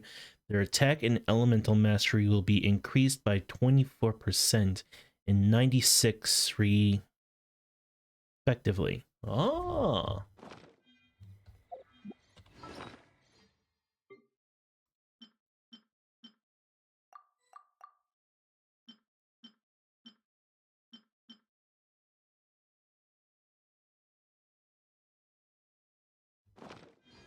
Awesome.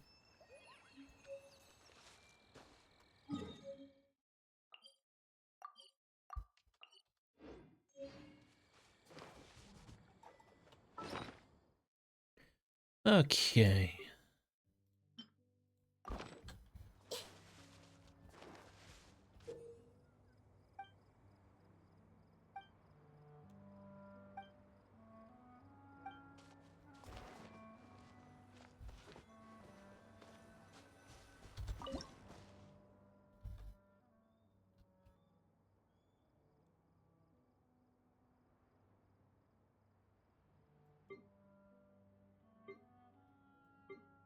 If you're not sure what to do next, how about I take you on a walk?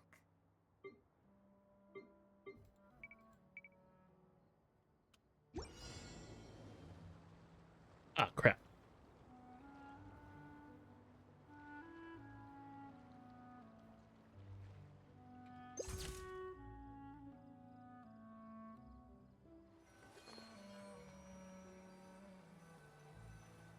Hey!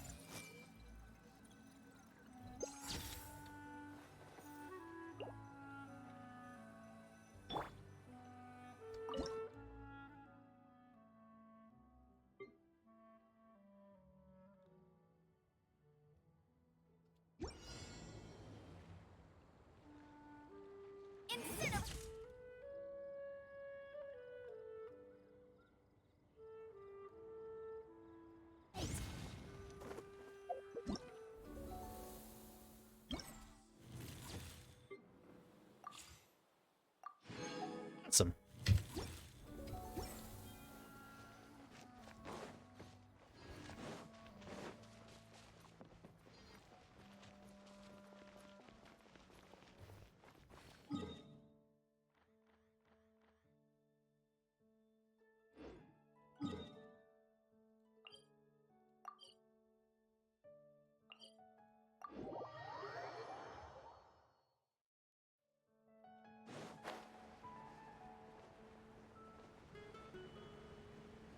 Wonder if Tobians has finally passed out or not.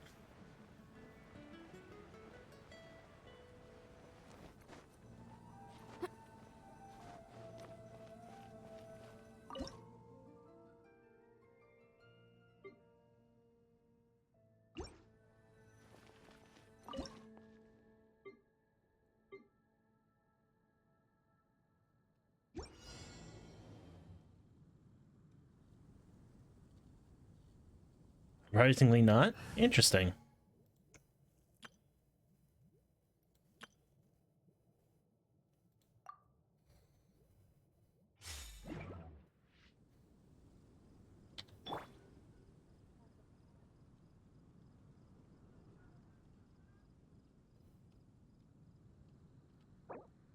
Oops.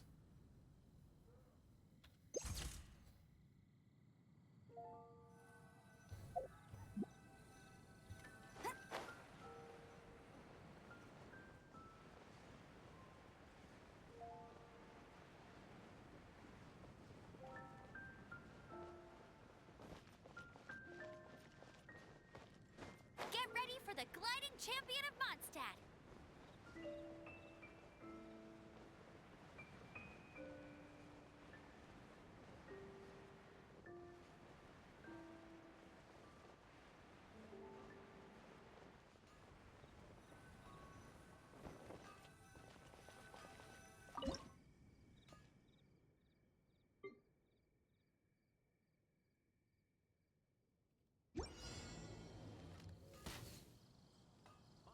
Between 8 and 17? Really?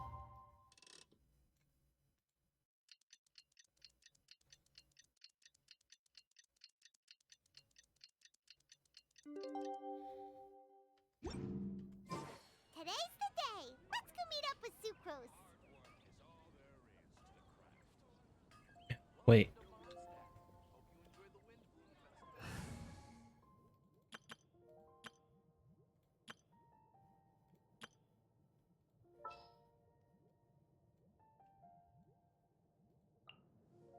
Everything's ready. Let's go.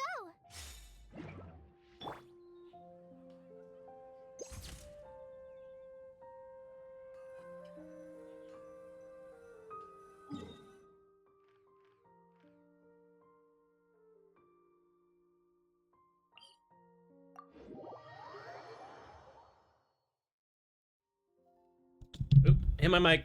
My bad.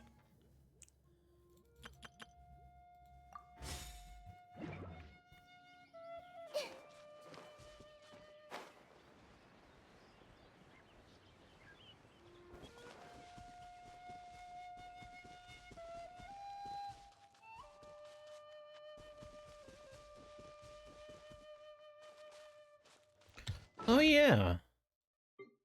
I do have enough. Sweet.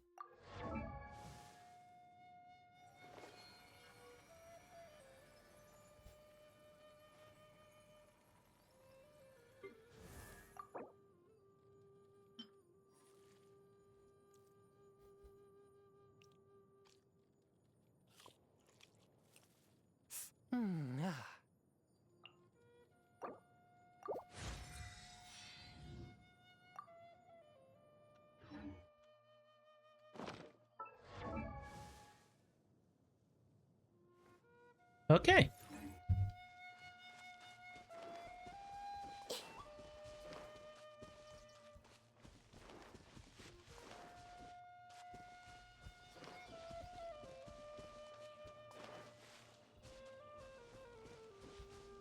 So I have to ask, Tubbings, if you're still awake. Have you been drawing anything as of late? Because I haven't heard anything about that. I'm just curious.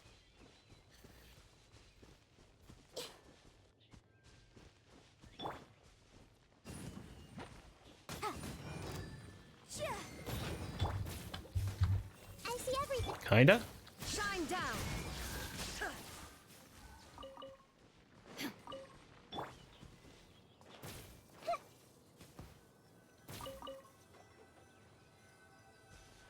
There goes some chicken.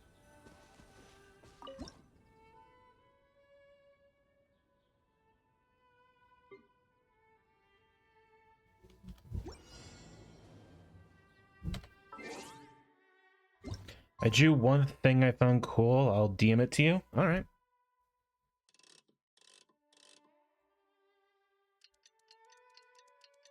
It's kind of eye strain.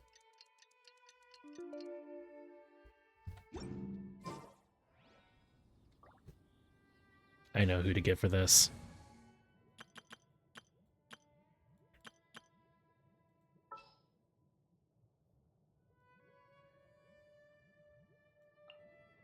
Let's go.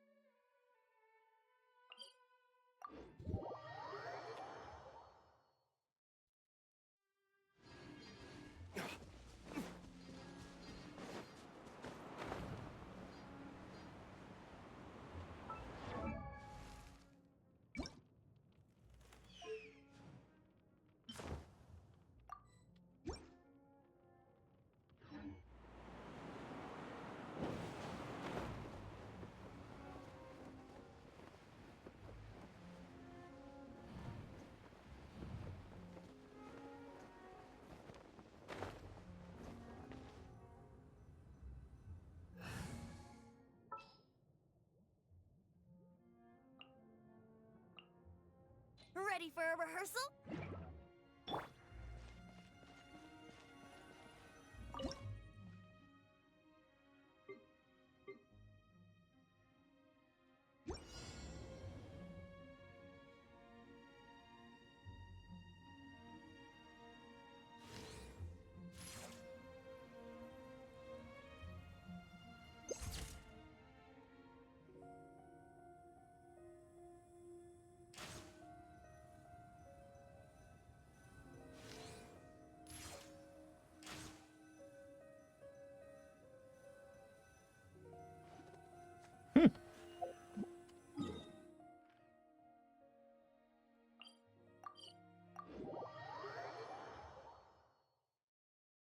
Man, I wish I had Eula.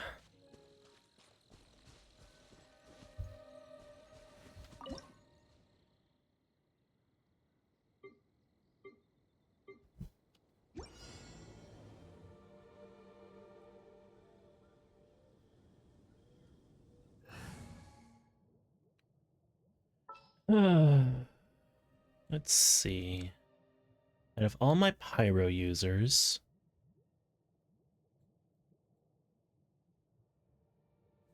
oh, let me take a look here. Whoa, that is bright. But it looks cool.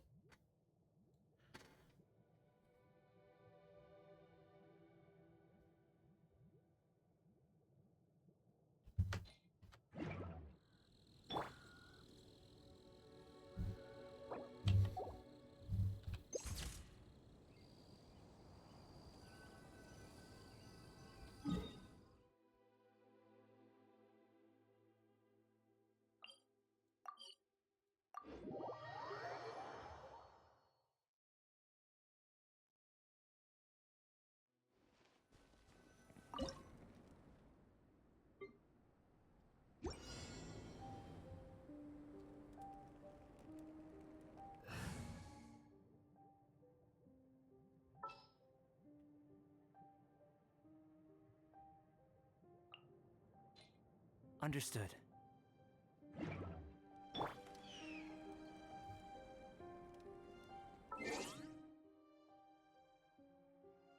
Hmm.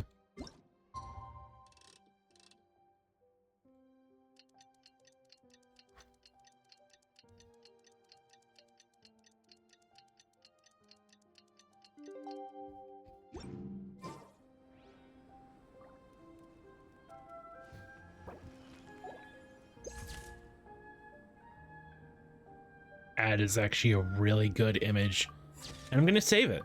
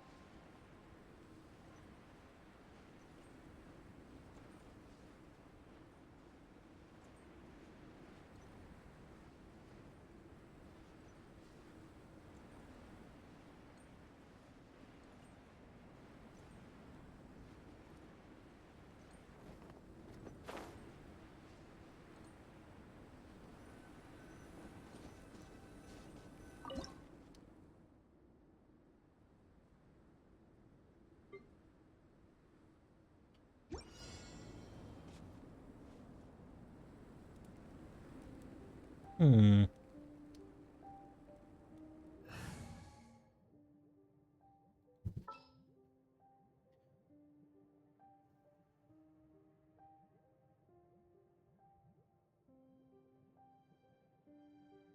Sucrose. I can do it.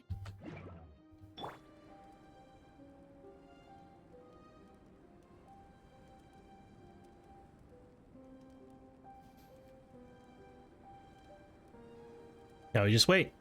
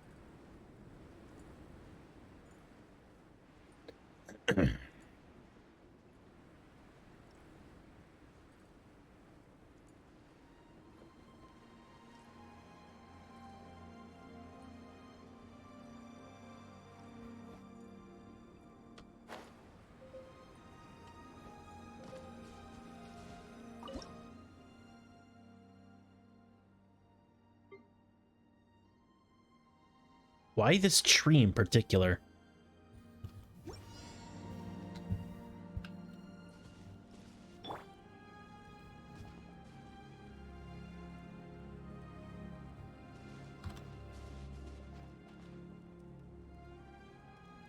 Oh, they have to wield pyro? Fuck you. Let's do Amber.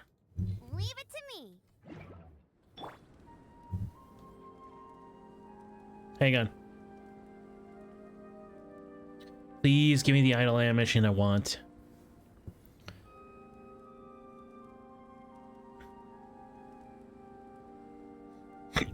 Excuse me.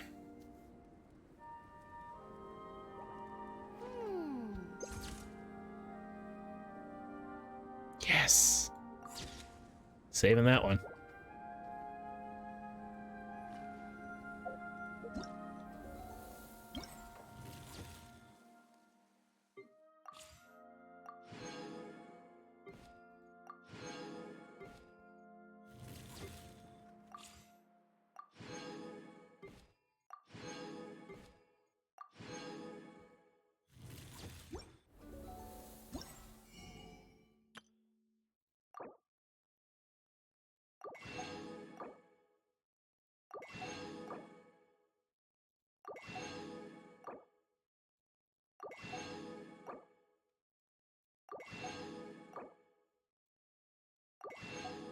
And with that, we're all done.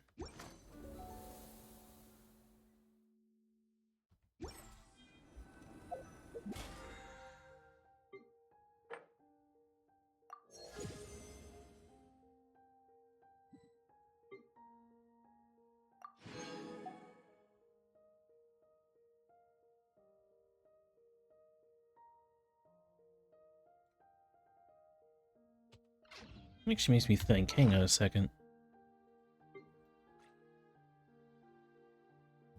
Only 3. Got it.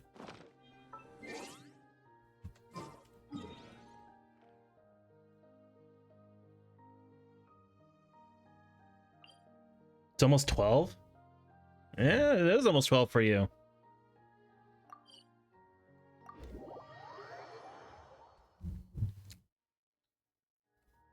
If only the wind was a little...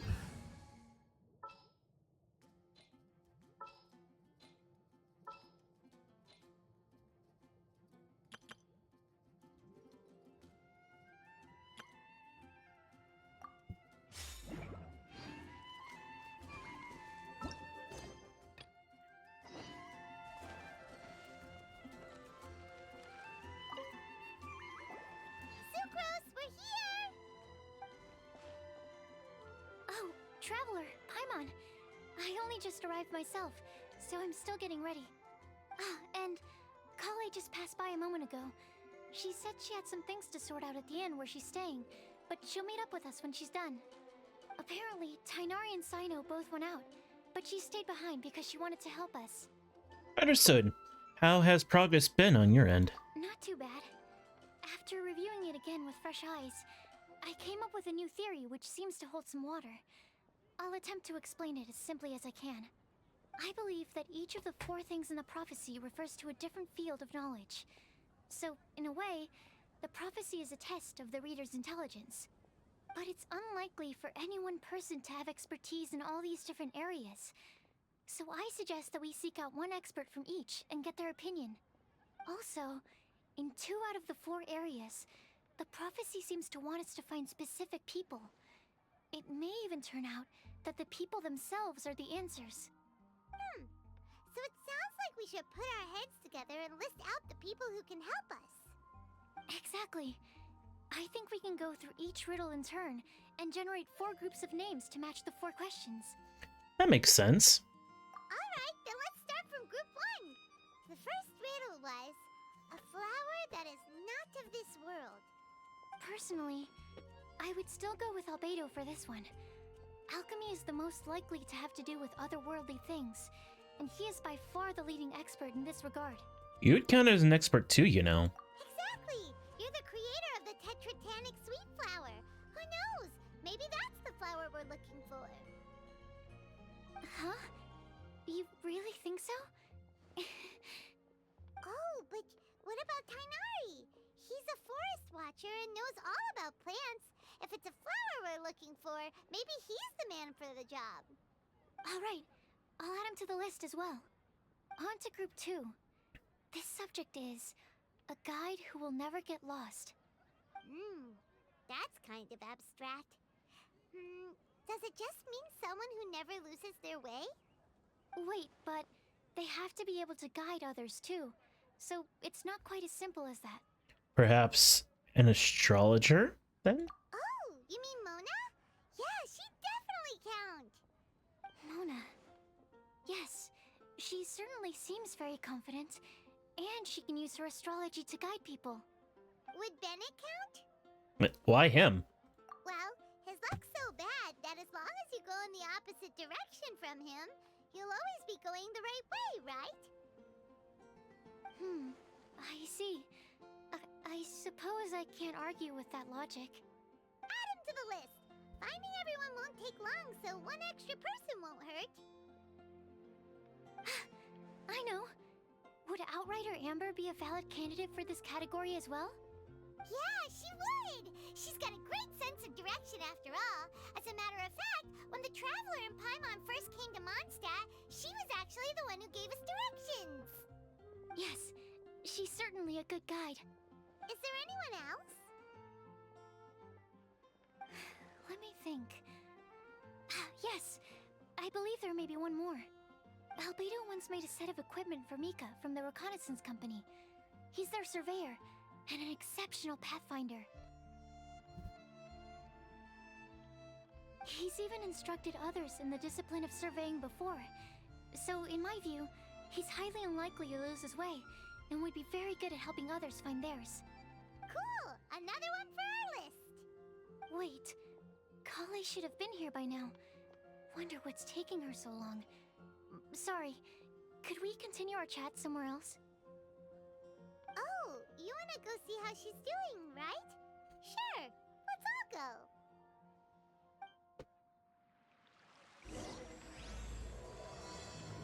go. On to quest 2.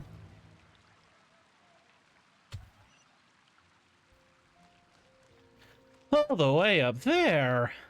Oh boy.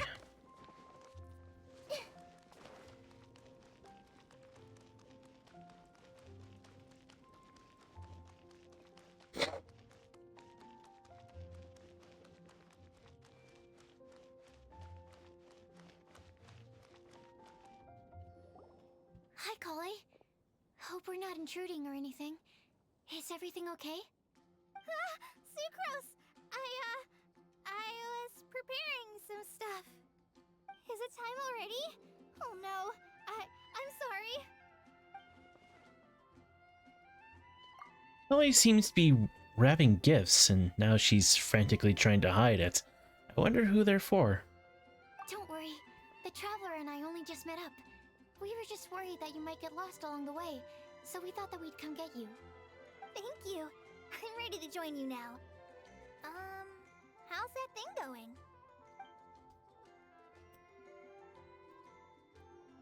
So let's pick up where we left off. Next up is the third line. One who would never lie. Anyone spring to mind? Maybe Diluc? You really think so?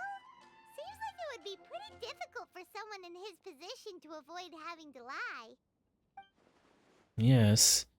His secret alter ego, the Dark Knight hero, he must have to deny it if anyone asks. And since he has a complicated relationship with the truth. Then what about Kaya? He's the cavalry captain and a rather popular figure, but... You think there's something fishy about him too, huh? Yeah, he's definitely a sneaky one. Bet he lies all the time. I can't help but agree with you there. There's the tone-deaf bard. But on second thought, he wouldn't qualify either. He talks way too much nonsense. Is there anyone else we're missing? Acting Grandmaster Jean? She has a good name in that regard, but from what I know, she sometimes covers up the truth out of concern for those around her. For example, when Lisa loses track of time in the library and misses her patrol shift, Jean will come up with some excuse, like Lisa's ill today. Also, she sometimes makes up stories to get Klee to behave, like the one about the big monster that comes to catch naughty kids who don't go to bed on time. Do you think that rules her out? White lies are still lies, but do we really have to reject her because of some harmless fibs? It's not like she had evil intentions. This prophecy seems very strict. No, we're the ones being strict. Rosaria doesn't strike me as the type of person to lie. Oh, Kale, you probably haven't met her yet, have you? She's a sister from the church who looks, a little scary and not very sociable. What gives you that impression? She stopped by the alchemy bench once, a long time ago, and asked me about Albedo. I thought maybe she was trying to find him, for work or something. But when I asked, she just said that she was curious about him because he was so intelligent, and wanted to talk to his assistant to find out what he was like. A lot of people might have given a more tactful justification, but I could see in her face that she wasn't trying to hide anything. She was just very direct and straightforward. That's why I don't think of her as the lying type. Rosaria doesn't look like the sort of person you'd want to get into a fight with. Maybe she just fights her way out of situations that some people might lie to get out of. I can definitely see that. I've also heard the other sisters say that Rosaria doesn't even make excuses when she skips choir. She just doesn't show up. She's a tough cookie, huh? Let's put her name down. In that case, I think Sino fits in this list too. True. Lying's probably more trouble than it's worth for someone like him. Kinda like with Rosaria. Oh, and Paimon also nominates Razor. Bet he couldn't lie to save his life. I've also got someone else in mind. Noelle, the trainee knight. She's a very honest person. I don't think she'd tell a lie. Alrighty, write her name down too. Wait, there's one more person. You know, our long-standing staffer at the alchemy bench. Huh? You mean Timaeus? Yes, him. Truth be told, he's been love-struck recently. He swore that he wouldn't say a dishonest word or slack off until he succeeds in getting the woman he loves. Timaeus has a crush? Yes, that's right. Well, who is it? Do you know her? I've never met her. All I know is that she's from Liyue. Timaeus says that she's fun, has a great personality, and is very, very good looking. All great qualities, but that says nothing about her identity. Since we're on the topic, helping Timaeus win the lady of his dreams was also one of my goals for this Windbloom Festival. But how can we help with that? I don't know. Make sure he uses nice paper and a fancy envelope when he sends letters to her. Help him pick a nice gift and wrap it properly.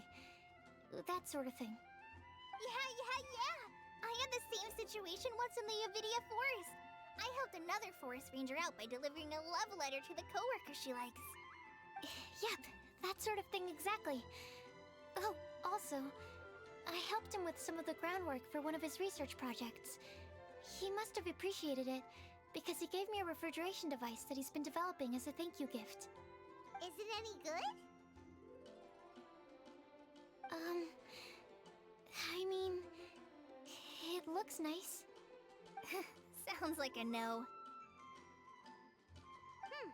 Alright, guess we'll put Loverboy down on the list then. Okay, so last of all, we have a legend that never ends. Anyone come to mind for this particular line? Lisa, perhaps?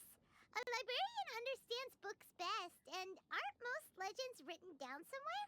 Not necessarily, but you have a point. When I think about legends, fairy tales and picture books come to mind. Maybe Kale. She read a lot of fairy tales when Tainari was teaching her to read. Oh, do I count? Of course you do. I'll put you on the list. Are you eligible for this, Sucrose? I prefer to read things like an illustrated analysis of alchemical substances and their uses, the fascinating principles of crafting, and hypotheses of life. Point taken. Paimon didn't quite understand any of those. Klee might be a good choice. Her mother, Alice, is a renowned traveling author, so I'll bet she's been exposed to all sorts of myths and legends.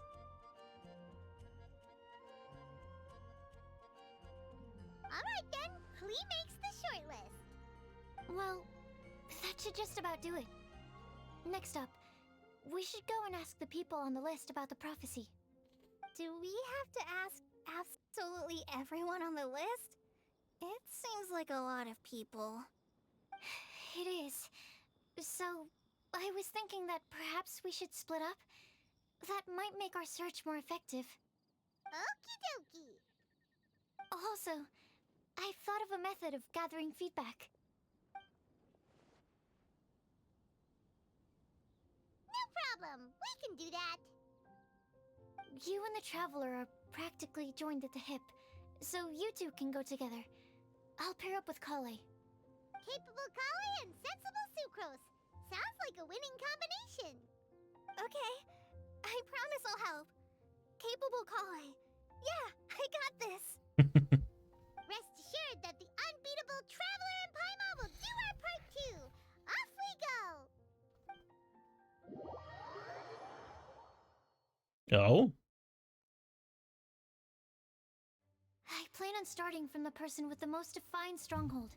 So let's go to the library. Lisa should be there. Stronghold. That's an, interesting word to use. Maybe den? No, that's even worse. How about layer? Oh, I am.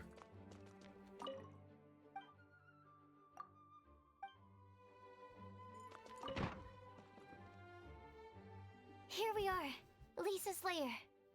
Oh no. That was a bad word choice. Now Sucrose is using it. It's all my fault. Lisa, might I ask if... Huh?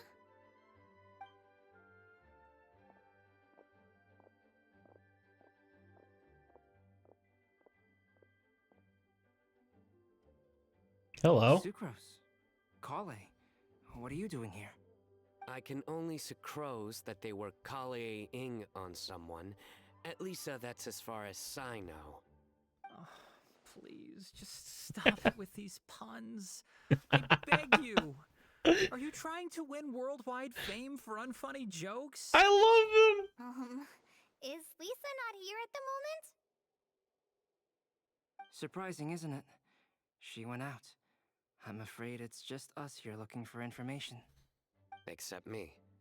I'm not here for information. Like you, I came here for an abortive search for the librarian, who is also my academia senior. Oh, so you studied in the same darshan as Lisa? That's right. Her mentor in Sumeru was also my benefactor. We were both Spontamod students. Wow, that's cool. But wait, we're getting sidetracked. We came here to look for some information. Kale and I are investigating a prophecy, and we were hoping you all might be able to help. Oh? What sort of prophecy?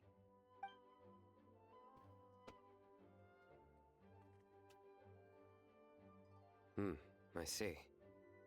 You want to ask them about the flower that is not of this world, and me about the one who would never lie. But there's no rush. You don't need to answer right away. We're just here to tell you about the situation.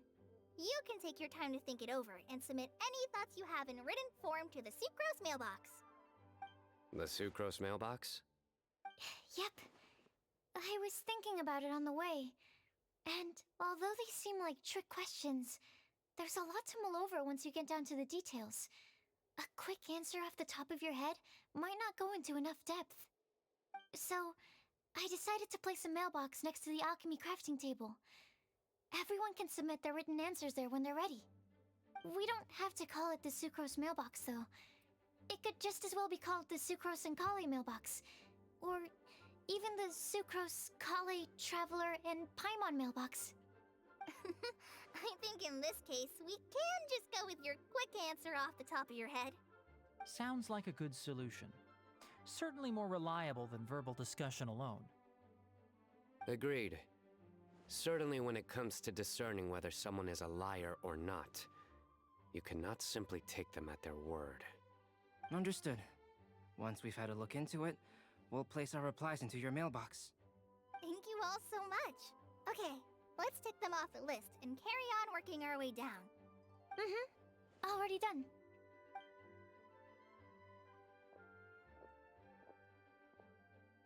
I'm pleasantly surprised to see those two introverts getting along so well. Do you get the feeling that Kale's return to Mondstadt has emboldened her more contrarian side? Yes, I'd noticed that too. Traveling and meeting old friends are both good for the body and soul. And isn't rediscovering one's youth while revisiting old haunts a worthwhile pursuit? When I first met Kale, she'd never known happiness or youth.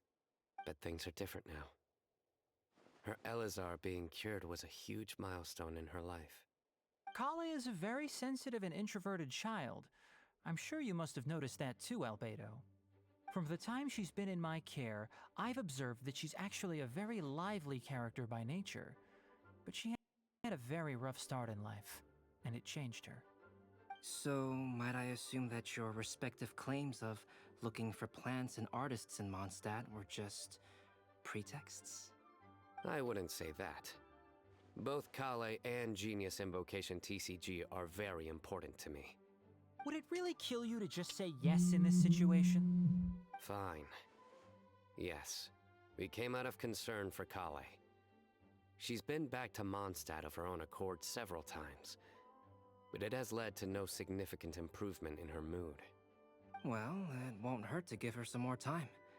I believe that Sucrose might be able to help But her. pass outs. All right. Sounds like an extension of your own self-confidence as your teacher. You could say that. In a similar vein, I've heard that Sumeru scholars often build their social relationships based on their academic ones. Is that true? I feel like Tighnari's voice actor would definitely wear glasses. He doesn't, but let's just say that they're in the works to get a new voice actor for Tighnari. So, yeah, don't get used to this guy.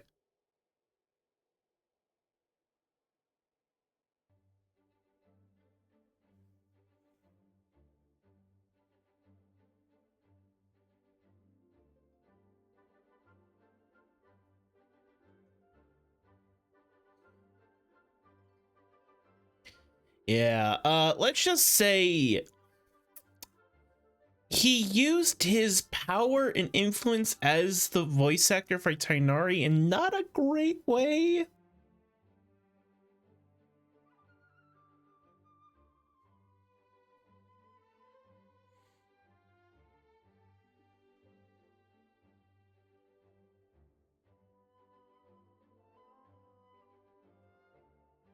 Yeah. I suppose it might look like that from your perspective. Sumeru Society is something of a special case. The reason it is known as the City of Learning is because all of its resources are in some way linked to academia. As such, academic resources equate to social capital. It is not unheard of, for example, for people to build a family in order to pursue further studies. But the relationship between the three of us is not an academic one turned social. We've never even worked on a paper together for starters. I can't type. It's fine. Oh, so the academic paper is the nexus of the academic family. Interesting. I would think of us more as siblings. An equal and pure relationship, unaffected by academic considerations. As much as I'd prefer not to admit it, that statement is not inaccurate. I can understand that position. I have a younger sister myself, and it's only natural for me to be protective of her. What you described fits the idea of a city of learning, as I imagine it. The family is where all social relationships intersect. As such, a family founded on common goals may actually be more stable. By the way, who's the eldest between you? Let's not go down this rabbit hole, please. In terms of age, I'm the eldest, of course. He just doesn't want to admit it. But your mental age is younger than that. I dare say even by enough to be the youngest sibling. Perhaps I could bring Kale into this happy family to be your elder sister. No. You will never see me admit to being the youngest sibling. Except perhaps as a last-ditch effort to turn the tables in a game of cards. Yeah, they're siblings.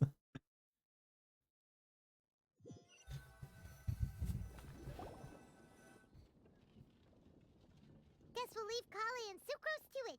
Fingers crossed all goes well for them. Now then, where should we go first? Let's try our luck at the bulletin board, shall we? A lot of people tend to show up there at some point in the day. Maybe we'll get lucky.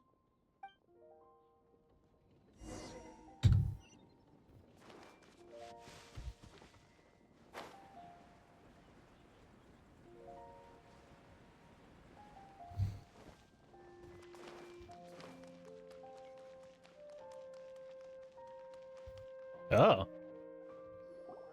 Nice! Just as we hoped! There's a load of people here. Huh? Even Lisa's here. Hi, everyone. Long time no see. Hey there, Traveler and Paimon. It's been a while. How have you been? We've been doing pretty well. You look surprised, cuties.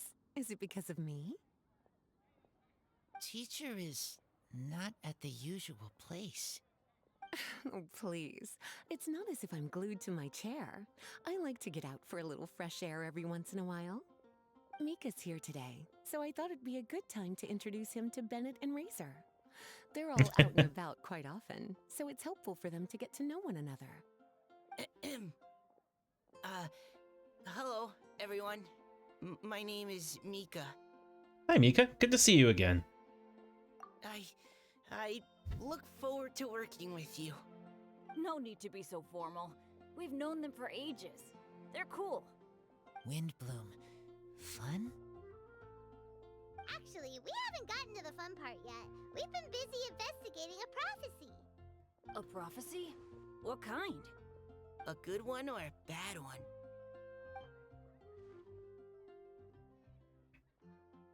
Gosh, that all sounds quite fascinating. I can't believe I made it onto your list of names. You really think I'll be able to help? Believe in yourself.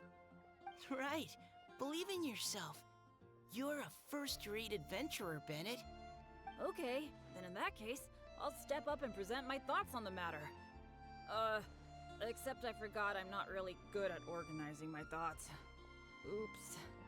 Oh, there's no need to tell us all of your thoughts right here and now. Sucrose said she'll put a mailbox next to the crafting bench, so you can just write down your thoughts when they come to you, and drop them there. A meticulous and efficient plan. Yep, that sounds like Sucrose. I love her hat. So give me some time. You still have other people on your list that you need to go see, right? We should leave you to it. Don't worry about us. We'll drop off our letters at the mailbox as soon as we're done. Okay, bye for now. Let's head over to Star Snatch Cliff next. Maybe we'll be able to find some people there. And even if we don't find any familiar faces, you can see really far from up at the top. Maybe we can find people that way. Aw, you're working so hard. Do be sure to get some rest when you can. If you get tired, you know you're always welcome to visit me for a break and a cup of tea.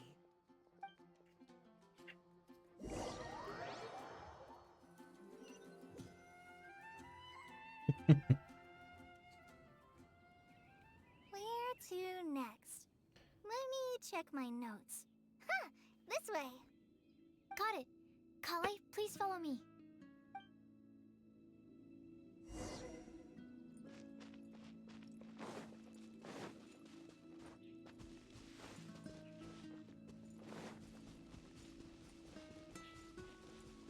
There's Eula, Klee, Noelle, and Amber.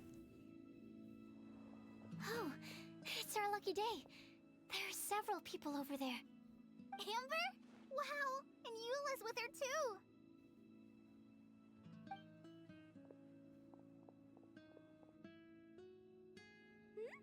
Oh, it's Sucrose! And Klee also spies the girl with the long scarf. Kale, we were just talking about you. Ah, right, I don't think you've been introduced to Noelle before.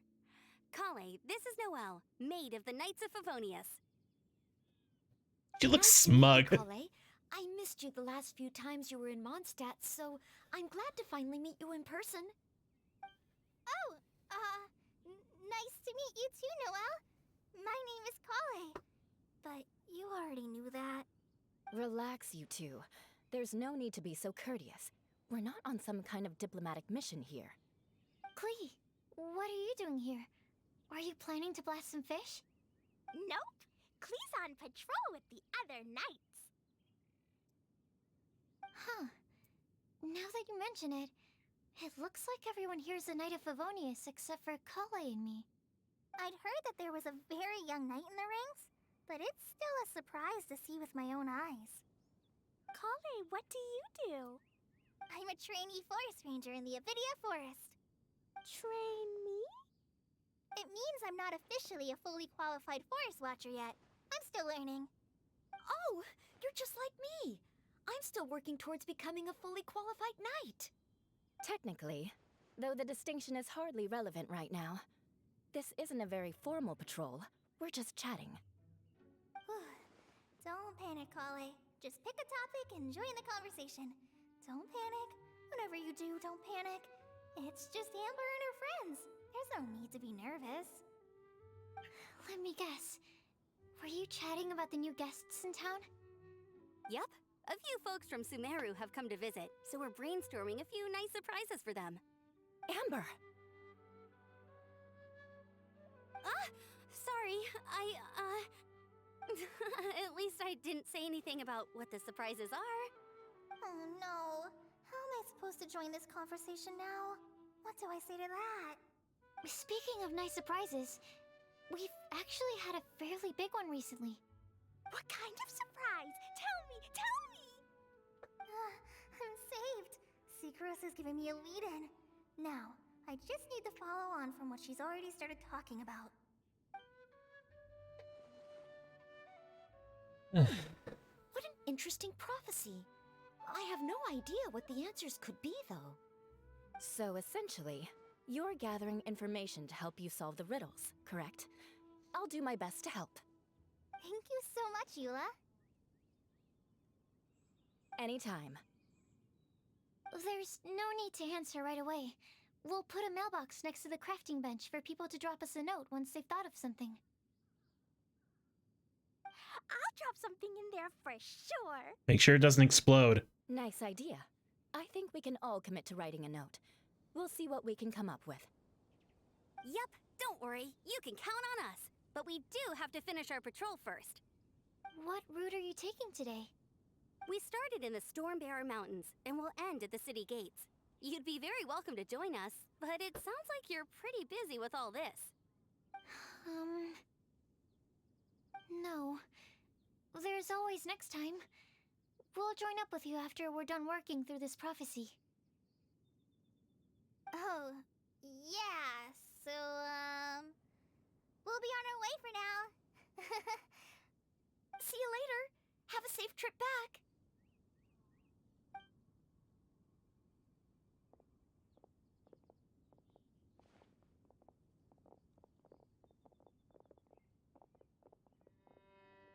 A lot of girls. Are you okay, Kale? Was it that obvious? No, not at all. It just looked like you had something on your mind. So that means it was obvious. Whatever's bothering you, you can talk to me about it if you want. I'm happy to help. Thanks, Sucrose. Well, the truth is, I don't really know how to act around Amber and the others. Really? I thought you two were good friends. We are. Amber's a really important friend to me. I don't know. I guess if I'm being completely honest, the problem's probably with me. The first time I came to Mondstadt, I was really immature. I didn't want to let people in, and I was generally pretty awful to everyone. Amber was the one person who didn't give up on me, and if it wasn't for her persistence, I wouldn't have found a friend at all. Without Amber, I might not even be here today. And because of that, I really look up to her. I think of her as my role model, and hoped that maybe one day, I could learn to be like her. But after trying and failing for several years, I think I finally realized. I'm no Amber, and I never will be. Looking back, it seems silly that I ever thought like that. We're nothing alike at all. My personality's so... weird. I always get so anxious and I overthink everything. Aw, Collei, don't say that. Sucrose?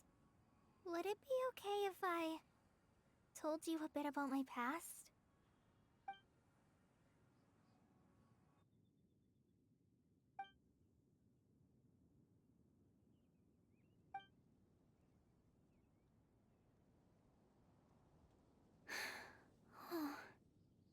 I already knew bits and pieces about her, but still, why did she have to go through all that? I'm sorry. We've only just met and I'm already dumping all of this on you. This is why I get so frustrated at myself. I'm always doing this. I get into a spiral of self-doubt, and then I end up having to find somewhere to vent it all out. No, it's fine. I'm really glad that you're willing to tell me all this. People don't open up about their deepest feelings unless they really trust the other person. Don't you think? At least, I think it's kind of an honor. And, I mean... you've probably noticed by now, but I don't have the best social skills either. I always just end up talking about the things I'm interested in, and going on and on. But even so, you still listen to me when I talk my head off about alchemy. It's a relief to listen to you talking about yourself for once. If you hadn't told me all of those things, I never would have guessed that you struggle so much. Honestly, I feel like we're very similar people. Really? Yeah. Everyone has their own problems to deal with. I certainly do. All the feelings that you talked about just now, I totally get it.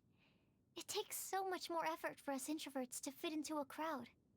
When you were saying about how you try to think about what to say in advance, and you're constantly terrified of saying the wrong thing and making things awkward, I relate to that so much. Oh, and also that part about studying under a genius. In fact, before meeting you, I'd never met anyone who seemed so similar to myself. Oh. I'm not very good at giving words of comfort or anything, and I'm not gonna tell you to just get over it or stop worrying about it. How about we just sit here for a little while? We don't have to force a conversation if we can't think of anything. We can just sit here together. Sucrose has stopped talking, but for some reason, this doesn't feel awkward at all. Maybe she's right, and we're more similar than I realized. In Sumeru, I always like to find a quiet place to just sit and watch the scenery, but it's always by myself. I never thought there'd be a day when I could do this with someone else by my side. Mondstadt's breeze is so gentle and soft. Hey, Collei. See that cloud over there? Doesn't it look like... one of my test tubes? I don't think so. Sorry. Then maybe we're not quite on the same wavelength on everything. At least, not when it comes to looking at clouds in the sky. Thank you, Sucrose. I feel much better after talking to you. Yeah, it helps a lot, doesn't it? I also vent to my flasks sometimes. The next time we get the chance, I have to show you my Tetratanic Sweet Flower and my Tetratanic Windbloom. Your Tetra... what? Two of my favorite things I've made. They're really cool. I think you might like them. Oh, okay. Yeah, you'll definitely have to show them to me sometime. I brought some crackers with me. You want one? There's cheese flavor or tomato flavor. Sure. I'll try the cheese one. Aw, look! They're enjoying the scenery together. Shall we go play with them? No, it's fine. Let them sit for a while. We're not what Colleen needs right now. She needs a new friend. Someone different, who's never met her before. I don't get it. Is there a difference? There is. You'll understand once you're a little older, Klee. People can draw different kinds of strength from different kinds of friends. And right now, Colleen needs someone that's just not the same old me.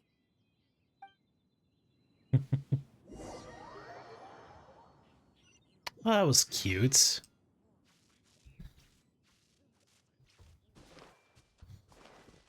It was really cute. That was a really cute exchange.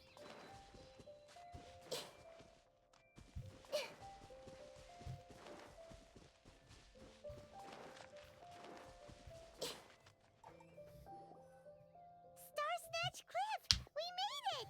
Paimon hopes we find someone we need here. Help! Oh, I beg you, please don't let go! Who's that yelling? Let's hurry and take a look.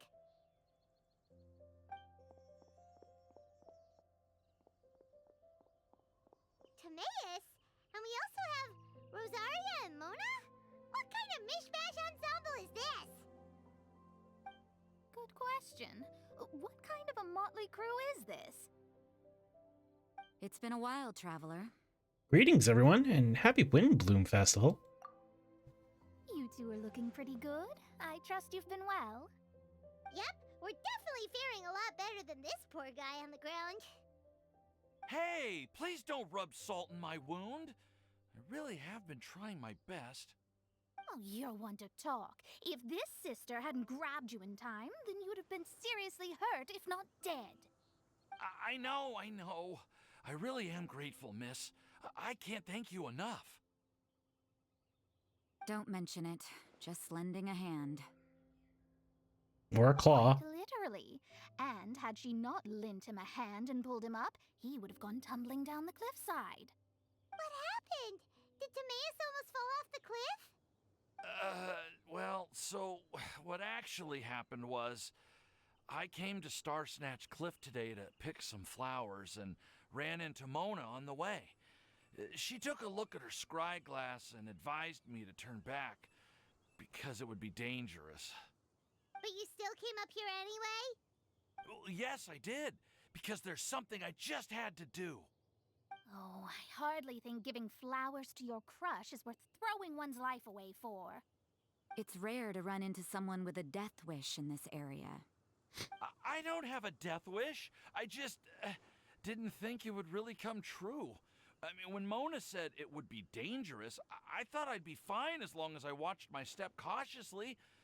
I'm sorry, okay? I was wrong. I'm telling you, I'm just here chasing the love of my life. Love-struck Mondstadters is what the Windbloom Festival's all about. Okay, that explains you. But why is Rosaria here?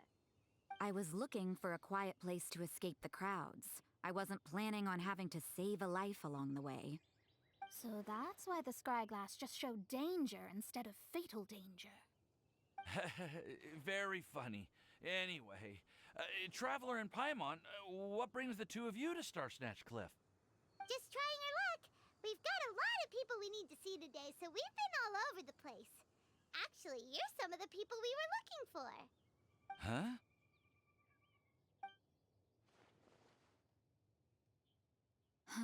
I see. So, all we'll need to do is find some clues, make a note, and drop it off at the mailbox?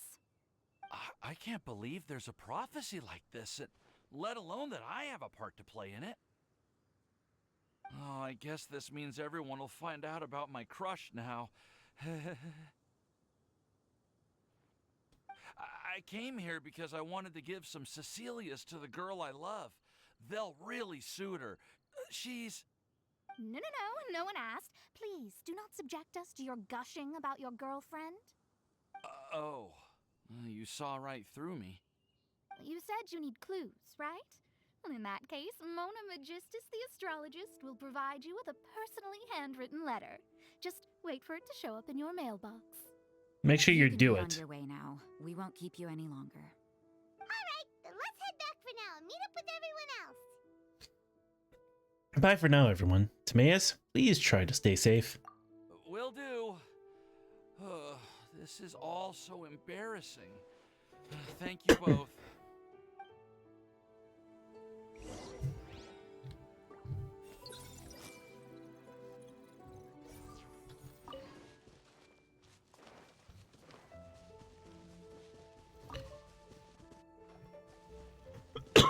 Excuse me.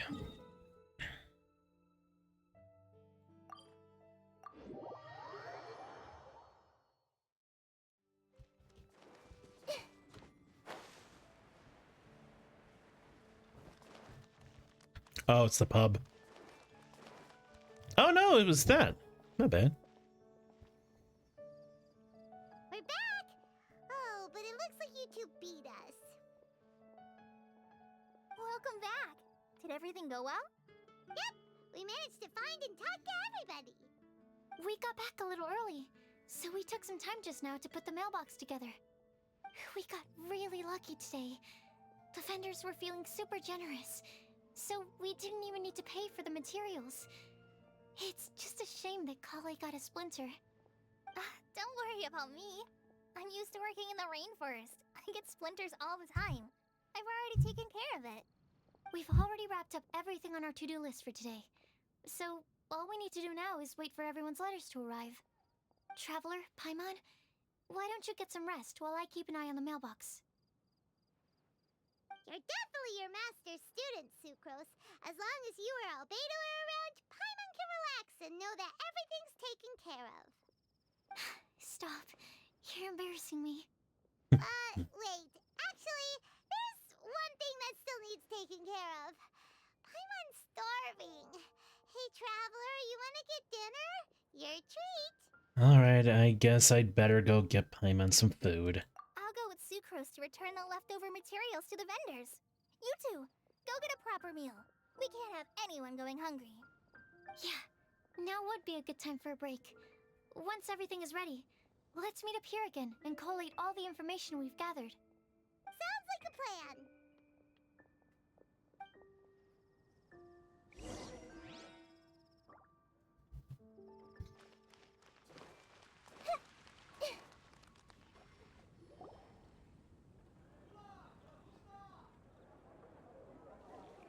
Paimon will have this one, and this one, ooh, and this one. You hear that? It's the sound of Mora powering out of my wallet. Hey, Paimon's really hungry! And don't forget, Paimon's also ordering for you, too. It's not like Paimon's gonna eat everything by herself.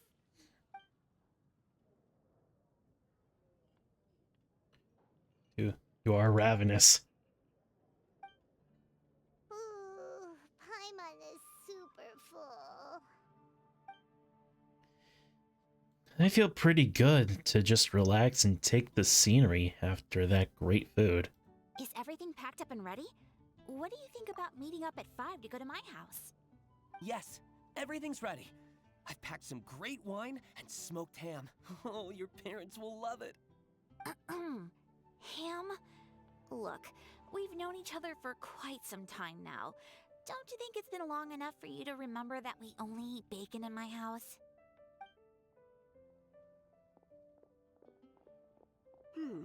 I must remember to get some milk today on my way home. Please, feel free to pay a visit to Cat's Tail anytime. Enjoying the scenery? Oh, Tone Deaf Bard! Are you here for some food as well? Should we order something for you? Oh, I can put something on your tab? Well, that's a pity. I already had a few drinks before coming here. I shall take you up on your kind offer another day. There should be no shortage of opportunities in the future. Anywho, you should be getting ready to thank me. I come bearing good news. What kind of good news? Behold! It looks like a paper with a simple map and something like an incantation on it. What is it? It's what you need the most right now. The answer to the prophetic puzzle. Oh. Simply head to the location marked on the map and you'll find the lantern you've been looking for. However, if I were you, I wouldn't just go and reveal the secret right away. As you've seen, a lot of people have been laboring hard to uncover the answer. A secret is like a well-aged brew. The aroma from the bottle is sweetest when revealed in the company of friends. I understand. Then it's settled. I'll leave you to your business for now. Feel free to find me for a chat again once you're done working through the prophecy. Also, if you have some time, we could organize another fast-track love poem class. Oh, you're starting that up again? I sure am. Nobody else has signed up this year, though, so the duty to learn falls on you. Anyway, see you later. Venti always looks so relaxed whenever we run into him. Paimon can't help but be jealous. Excuse me, if you don't mind, could I chat with you for a moment? Oh? Who are you? You may call me Scarlet. Just like you, I'm a traveler visiting Mondstadt from another land. Schneznaya, I'm guessing. Mind if I buy you a drink? I'm not drinking today, but thank you for offering. Leaving the door open for another time, I see. I can tell that you've dealt with a lot of people during your travels. You can tell? Well, we are very experienced adventurers after all. I can. That's why I tried to strike up a conversation with you in the first place. I was on my way to go shopping earlier when I overheard your conversation next to the crafting bench. From what I could gather, you are trying to investigate a bizarre prophecy? Yep, bizarre is definitely the word. Don't you think it sounds just like the kind of story that would happen in Mondstadt? Anyway, that's why I wanted to ask you a favor. If and when you manage to unravel the answer to the prophecy, could you let me know what it is? Are you interested in it too? Not so much the prophecy itself, but Mondstadt as a nation. That's what I'm interested in. I was born in a distant land, but I have family and friends who once lived in Mondstadt for a long time. They said that it's a great place full of fairy tales and romance and recommended that I come for a visit. As it happens, someone I know has an anniversary coming up soon. So I figured this would be a good time to come here and see all the sights that she once saw. What do you think about Mondstadt so far? It certainly lives up to its name as the city of romance and freedom. We think so too. So, about the prophecy. I'll let you know if we find the answer. Thank you. You're very friendly. It's been a real pleasure to meet you. I'll leave it to you then. Hope you continue to enjoy the city and have a wonderful day.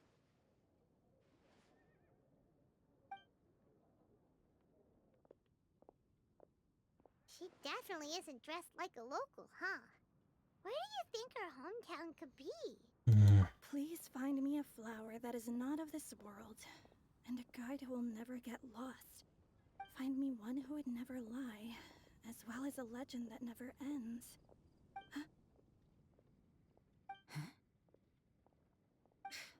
I never thought I'd have someone secretly following me, even in a free city like Mondstadt. Good day to you, miss.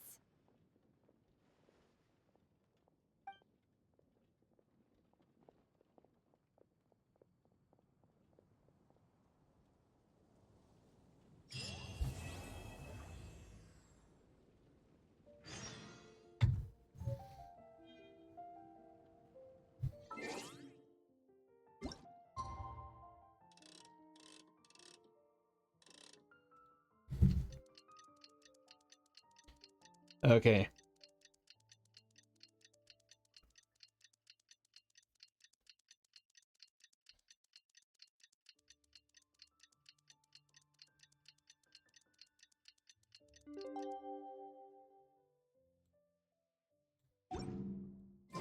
It's time!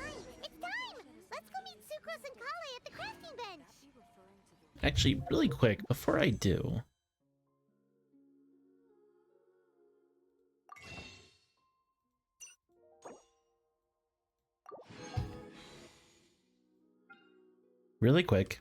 just want to try, see what I get.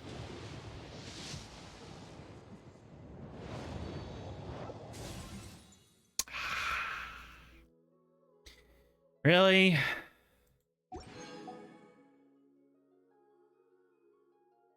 Damn. All right.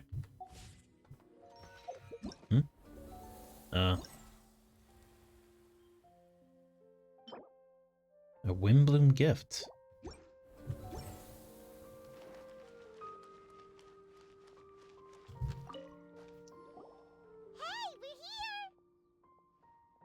Traveler, Paimon, great timing. We got a lot of letters in the mailbox, and I just Ow. finished sorting them into 4 groups. I just hit the back of my foot with the leg of my chair. Well, the real work hasn't even started yet. Which batch of letters should we read through first?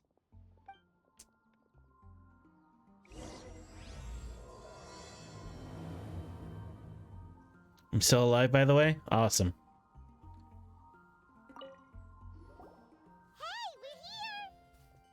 Traveler, Paimon. Nice work! Well,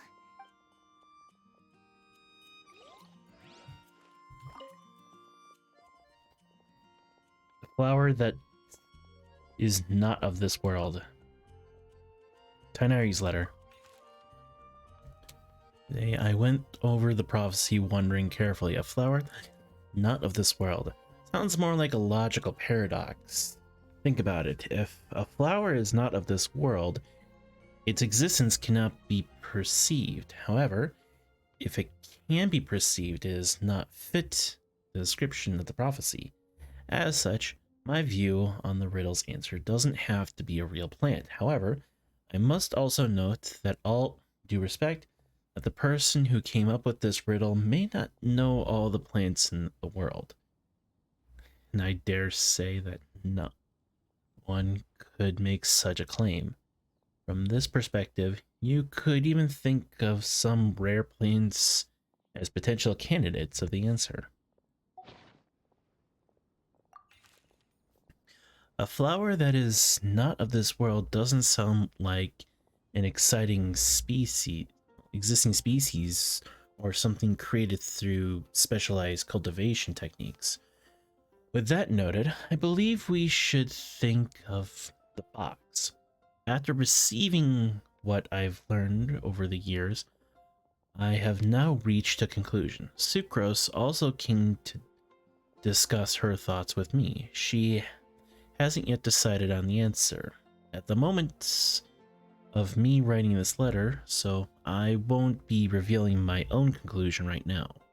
We could discuss it in detail when we meet, and I hope everyone else will bring their respective answers too.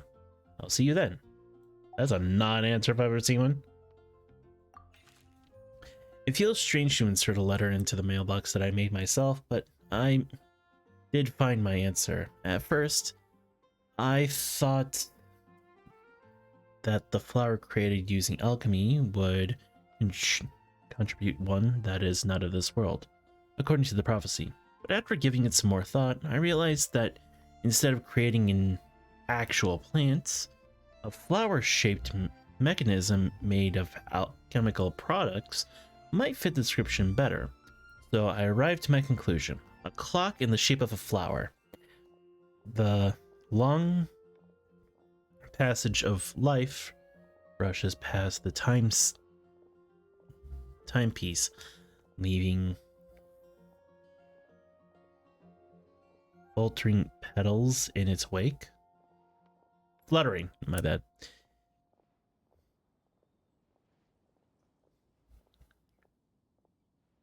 Elapsing years stir up the leaves, pushing the needle of the time forward. Sucrose.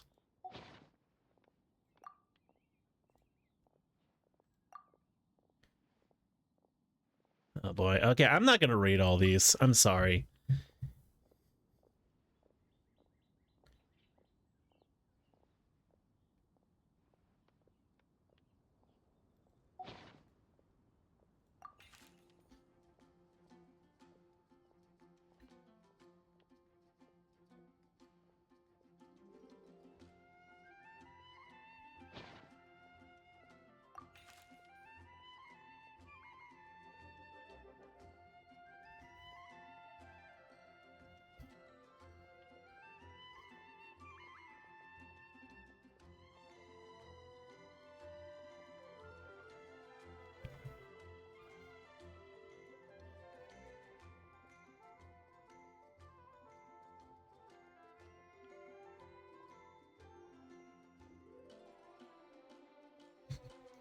Oh, Amber, you're such a good friend.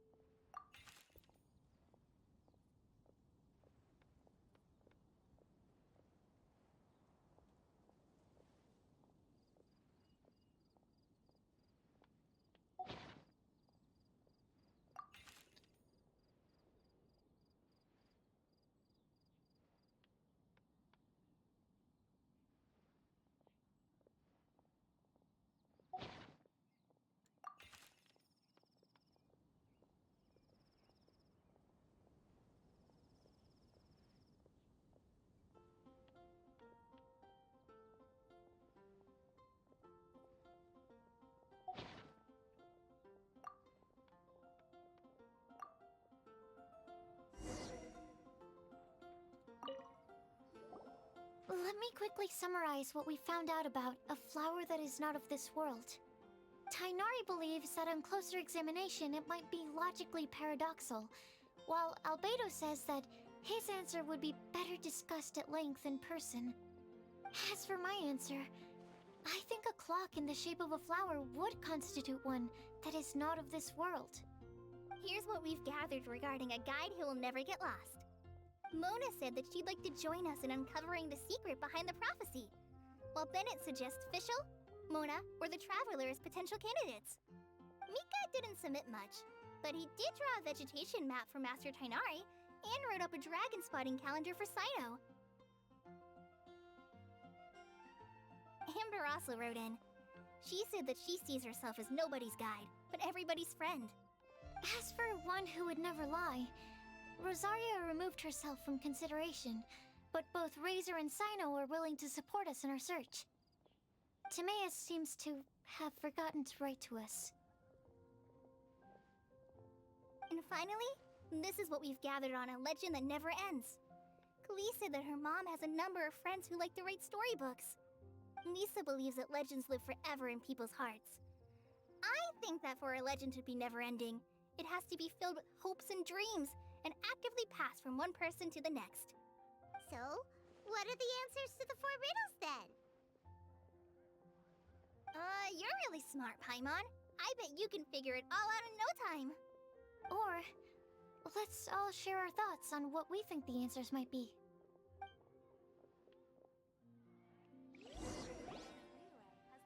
Wait! Wait for me! Oh, Timaeus! What brings you here? I'm sorry, I really am. The time just got away from me and I didn't get around to writing that letter. However, I'm happy to announce that I think I can be the one who would never lie. Huh? This is kinda sudden.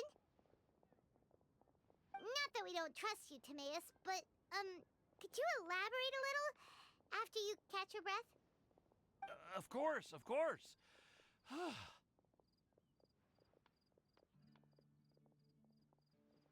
Do you still remember the time I, collaborated with a certain Miss Ying-ar? Rings a bell.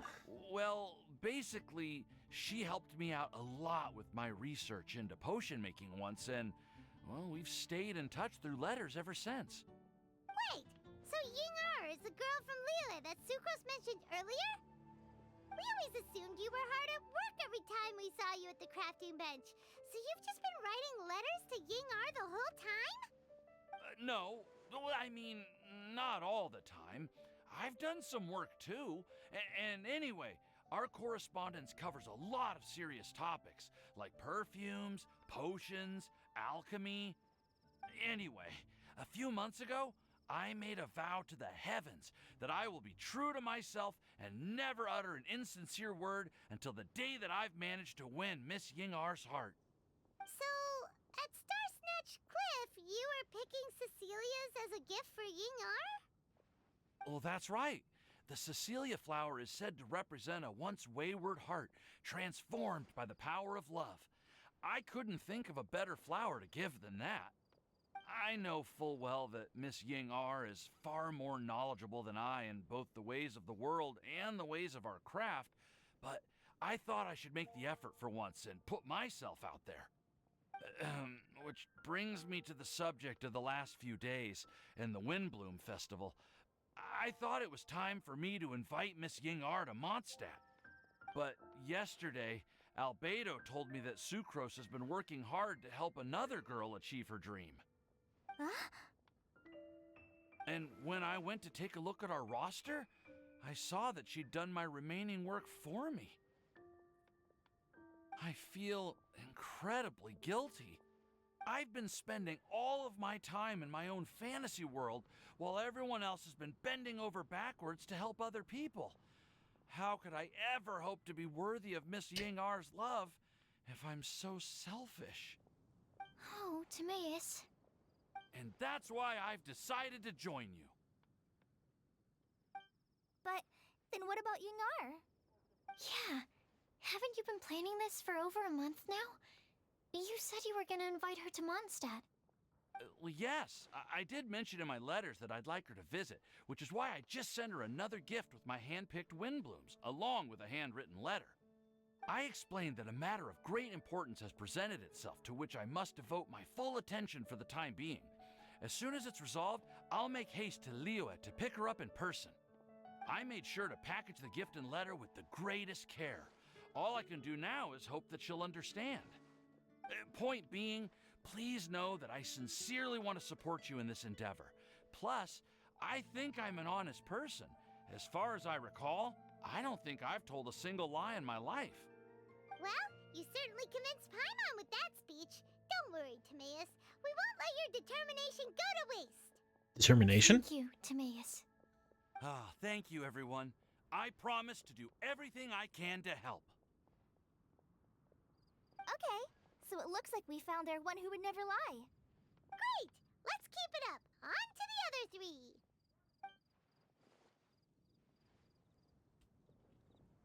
Okay, Paimon will do the honors. Ahem. We have with us here the flower, the guide, the legend, and Timaeus. Huh? Why did you only say Timaeus' name? You should say my name too. All right. We also have Klee. That's me! With Klee here, this all somehow feels like we're getting ready for a field trip. There's nothing wrong with a more relaxed atmosphere, is there? Albedo, have you figured out your answer? Of course. We will soon see if my hypothesis has any merit. Actually, I'm still feeling a little nervous. Me too.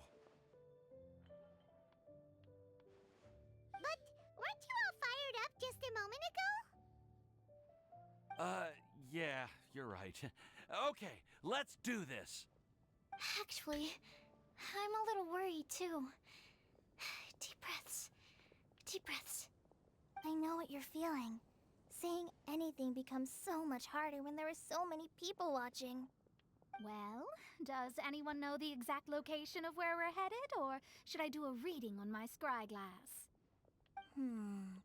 According to the prophecy, once we've figured out the answer, we should test it at the Lantern of Utmost Joy. Wait, but where is this lantern? Oh, we know something about that. I've already found out where it is. What?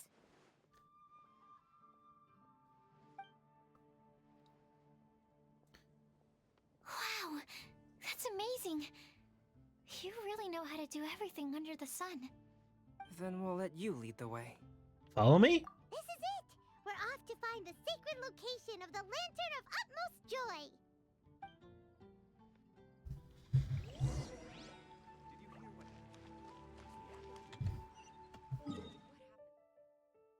Oh, it's over there.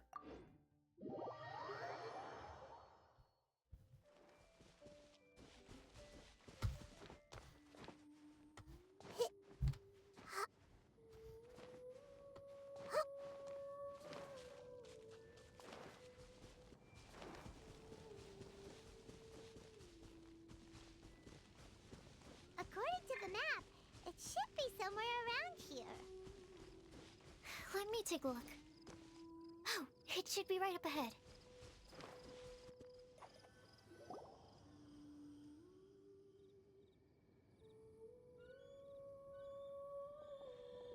Aww. I don't see any lanterns here. Now that I think about it, the prophecy didn't say anything about what the Lantern Utmost Joy actually looks like, right? Maybe we've overlooked something? Traveler, are you trying to figure out something else from the paper? Exactly. Venting's note here says that we should look up and seek the answer from the sky. Paimon's reading too. Huh? It says to look up. But there's nothing above us. The wind didn't trick us, did it? The slip also says now you should recite the incantation. Paimon, take a look at this. Place the squirrel on the back of the pointy-eared cat, and a pious puppy will open the doors to show you the way. Huh. Paimon read the whole thing out loud, but nothing's happening. And then something happened. Look, the wind is blowing! What a strong wind current. Let's ride it up and see where it leads us. Huh? We'll have to fly up there? Can someone carry me with them? Here.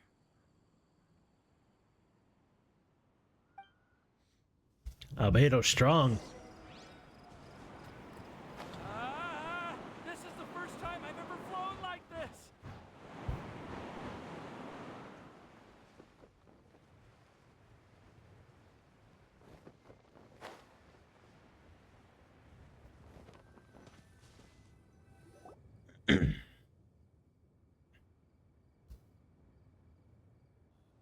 Oh, it's day. This little island get up here in the sky.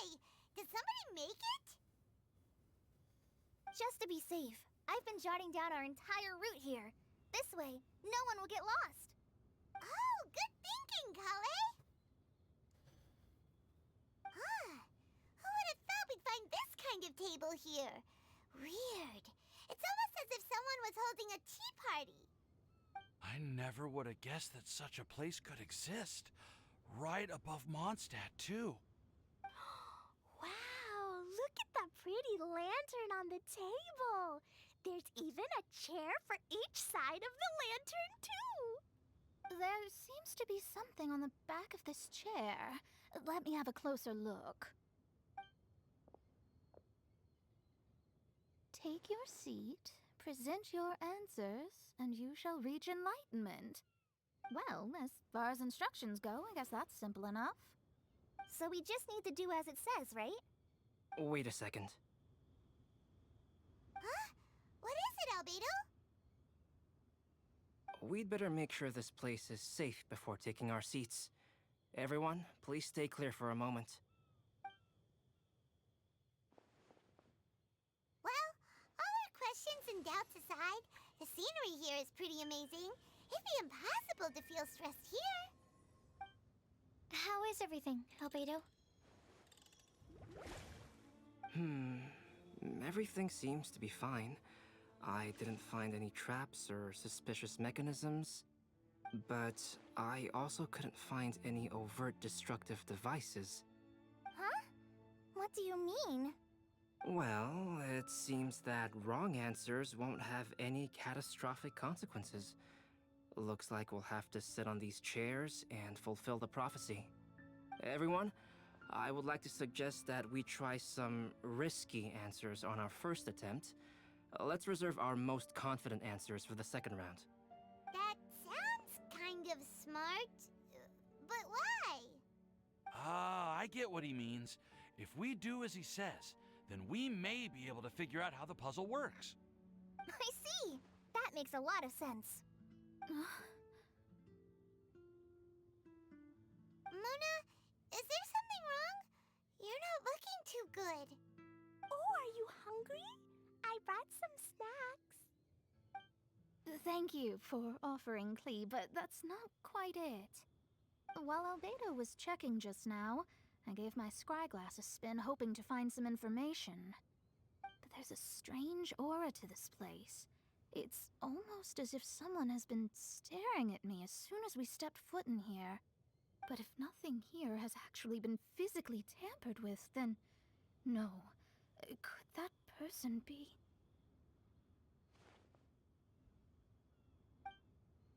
Mona just shivered. Did she sense some kind of great power? What do you mean, Mona? Who could it be? Oh, right. Never mind. It's not like I've got any proof.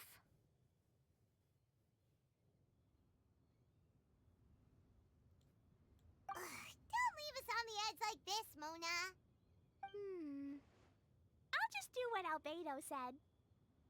Yes, let's test the hypothesis together, Klee.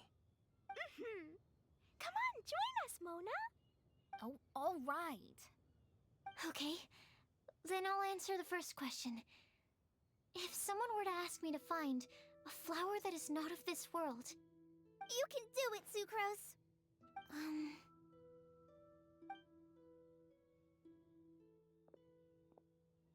Then I would fetch a Tetragenic sweet flower.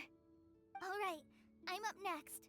My part of the prophecy is to find a guide who will never get lost. Kale, I hope you found your answer.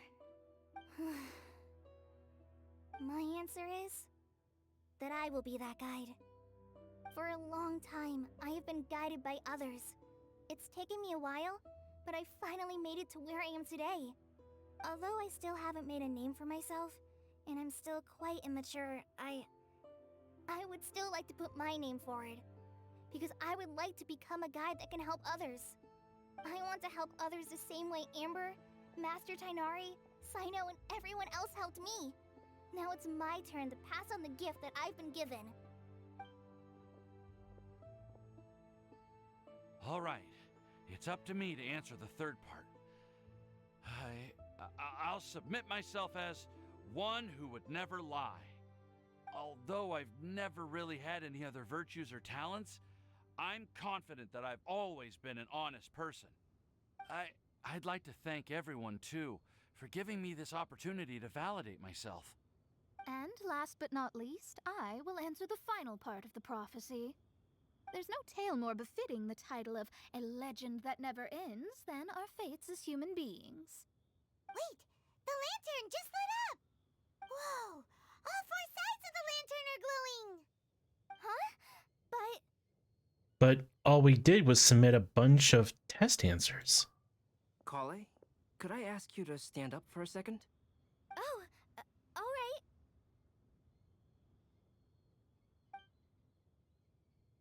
Huh? What's going on? Why is it lighting up regardless of who's sitting in the chair? Didn't it say we have to answer all the questions correctly? It's pretty clear now, isn't it?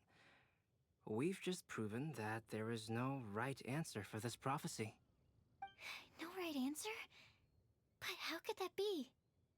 Although the instructions had come from an old and enigmatic prophecy, it is in fact nothing like the ancient mechanism that we had all imagined it to be. I believe the lantern only serves as a simple signal. And to think, I never expected you to actually find this place. What? There's someone else here? We meet again, traveler. Hey! You're that Outlander we met the other day at Good Hunter! It's all thanks to you that I was able to find this place. Good thing that you were too preoccupied with the prophecy to notice someone tailing you from the shadows. Oh, is that so? Then, why do I spy yet another person following in your shadow? Wait, really? There's no need for pleasantries. You should know I'm here for you. Is it just because I'm a visitor from abroad? I was there when you snuck your way into Marjorie's place. Huh. So you had your eyes on me even then, huh? That was 2 whole weeks ago, you know. It's hard not to notice you when I'm on duty every day. All right. In that case, I'll admit it. I was the person who slipped this prophecy into the storybook. Huh? But why? Then, does that mean this wasn't a real prophecy after all? Don't worry. Even though you probably have plenty of reservations about me, you can be sure that the prophecy is genuine. In fact, many of you here today may have heard the code name of the one who left the prophecy to me. She hailed from an ancient assembly of powerful women, each of whom used a single letter to signify themselves. Who would have guessed? It seems that power was indeed left behind by the old hag after all. Ah, so you're Beast student. It's an honor to meet you. I am Scarlet, the successor of Jay. Well, what are you talking about? It's a long story, but I'm not quite sure that I'm the best person to tell it. Since you've all spent so much time and energy trying to decipher this prophecy, you must also be very interested in the secret behind this lantern, no? Where did this wind come from? It's already been lit. Now then, please allow me to disturb your happy peace. Huh. Why did this little thing just light up? How strange. Hello? On the other side of the lantern. Can you hear me over there? Mom? Oh, I hear many youthful voices. Madam, I am Scarlet, the successor of Jay. Oh, since we've last gathered, Jay's successor has already become so reckless and bold. Unbelievable. Wait. Why are you talking just like the old hag? Old hag? Who would dare say that? Is that Mona? Who are you? Who dares imitate my master? And what of imitation and mimicry? It has always been a fool's errand to mimic and learn from humanity. Oh, Talus, I'm here too. Mom, why are you trying to talk like other people? So I see everyone's here. Well then, my warmest greetings, everyone. Miss Alice, why would you... Well, it's been many years since this lantern last lit up. You can't blame me for thinking that one of the old friends from my youth may have decided to catch up again. Why she sounds so coy all of a sudden? And if I recall correctly, we left this lantern in the care of the Animo Archon Barbados. You must be commended for uncovering an artifact entrusted to the god of wind himself. Tell me, are you sitting around my beloved tea party table? It's a really long table. Oh, so you are. I suppose this means even the Animo Archon has granted you entry to this place. Was all of this Scarlet's doing? Wait. Paimon's completely lost now. So what was this assembly you were talking about earlier? Oh, Miss Alice, would it be all right to leave the explanation of that to you? Well, you should be rewarded for making it all the way up here and activating the lantern. Now then, let me tell you a long and ancient story. Ever heard of the Hexenzirkel? As the spooky name suggests, it's a secret society. Once upon a time, it even challenged the Animo Archon himself. But he replied, "Let us make music, not war, and resolve our conflicts through song." From then on, the mages would only ever convene in the woods, in the skies, or on the edges of cliffs. At these tea parties, they discussed their stories and secrets and resolved their differences, as the tea and cakes bore witness to their pledge never to fight amongst themselves. Yesterday, I snuffed out the life of my beloved. He had grown old and was extremely sick. He loved me dearly, so I took his fate in my hands and ended his pain. I'm raising a son. Of all the children I had, he's the only one left. But I suppose that still makes me a mother. My lifespan is nothing compared to yours, so I wish to leave you with my storybook. Actually, maybe you can pass it on to your children one day. Oh, this looks interesting. Let me scry. My dear sisters, we mustn't let prophecies threaten our bonds of friendship. Even the most frightening witch was once a little girl, and growing up can be so tough. Sometimes we all need to vent our troubles to the wind. Even if the nations go to war, or the sky falls down, the mages' tea parties shall forever be held around this table.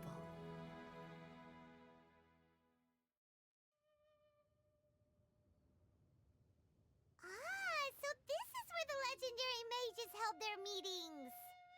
That's right. We often met here to chat and have tea. Then, what about the part saying that if we light the lantern of utmost joy, we'd receive a supreme blessing? About that. I never expected anyone other than Jay to actually read the full contents of that prophecy. It's a little embarrassing. The truth is, that prophecy was actually just a letter that we sent to Jay as a group the day before her wedding. So it was indeed written by all of you. I must thank you for resisting the urge to immediately reveal the truth to everybody, Albedo. Knowing you, you probably figured out everything the moment you laid eyes on the message. No, it took me a little longer than that. A flower that is not of this world, a guide who will never get lost, one who would never lie, and a legend that never ends. These 4 descriptions signify 4 individual mages. When a member of the organization had to leave the group to spend the rest of her days with her beloved, the other mages would write down this prophecy and send it to her to invite her for a final get-together. A flower that is not of this world signifies, of course, flowers that do not naturally exist in this world. This is the signature of R Full name, Rhine-daughter, also known as Gold. If there's anyone in this world who could create a flower species that does not yet exist, it would be her. The guide who will never get lost is N, otherwise known as Nicole. You may not have encountered her yet, but she is a truly extraordinary woman who has made this world's direction and order her subject of study. Some of you may be fortunate enough to have already heard her voice. Like a prophetess, she will only speak to guide people toward the truth when a change has occurred in the world. She has a tendency to suddenly speak in someone's mind without any warning.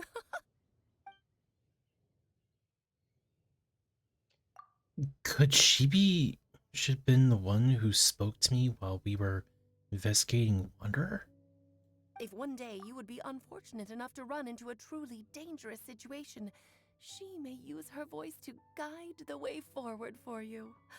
Who would have guessed that there are so many mysterious women in this world and that they would all know each other? The one who would never lie is me. I hope no one would take offense. It's just that I, Alice, or A for short, have always had a soft spot for those with sincerity and candor. As for a legend that never ends, you may not know M in person, but you've likely encountered one of her works. Have any of you ever read The Boar Princess? Huh?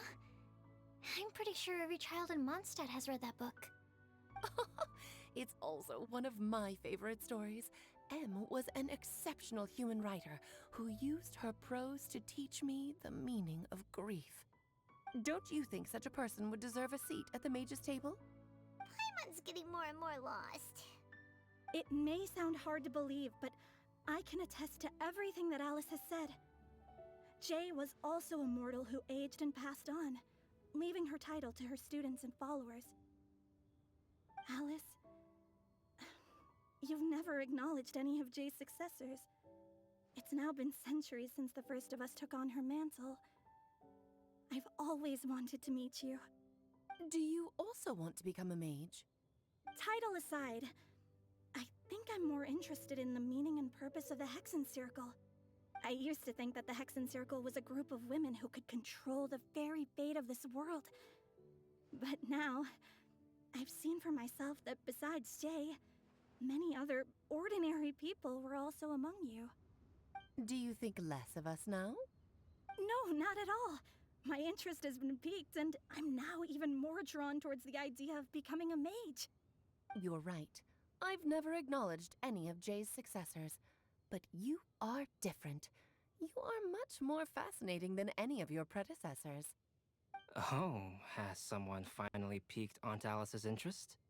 Now is not a good time, Scarlet, but as soon as I am able, I will seek you out for a meeting. I want you to tell me all about Jay's married life back in her hometown. So the mage who received the prophecy letter from all of you was Jay? She left the Hexen Circle after getting married? Precisely. There was only one way the letter could have been interpreted. She would have known what we meant as soon as she saw the message.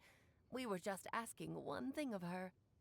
Please come to see us again. Before you go and settle forever with your happiness, please come share some of it with your best friends and sisters. So, the Supreme Blessing actually meant... All journeys are fleeting and will eventually come to an end.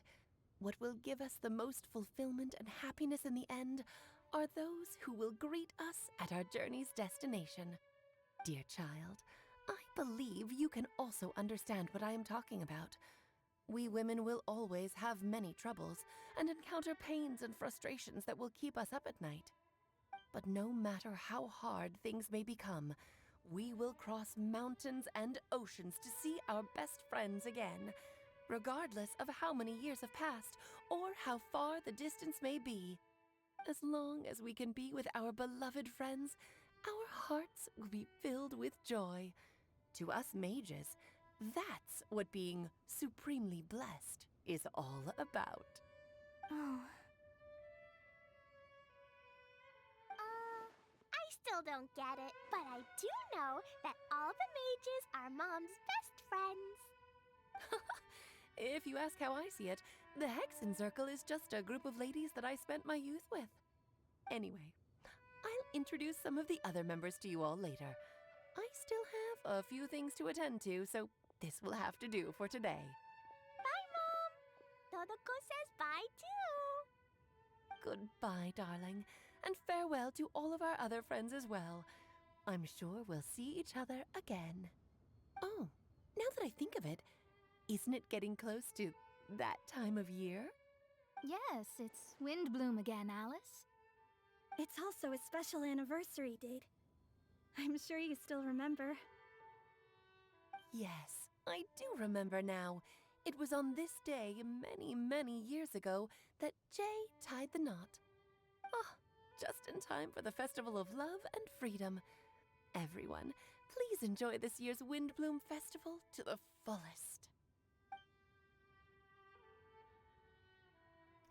Alice's voice fades and the lantern grows dim. It is once again just a regular piece of decor. For a moment, everyone looks lost in thought, but soon chatter begins to fill the space again.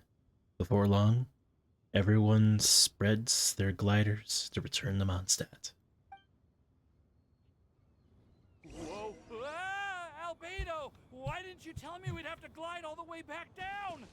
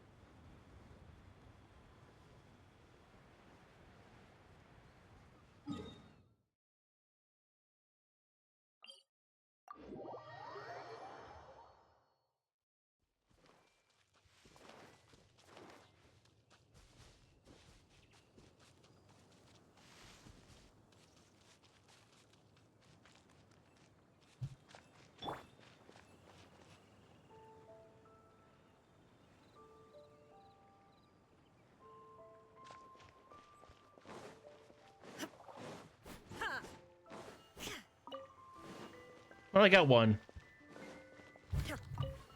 And two.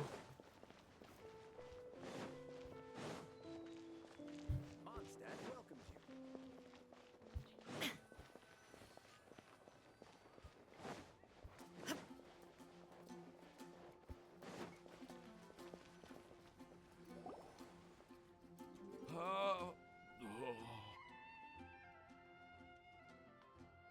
Ah, Timaeus. Are you okay, Timaeus?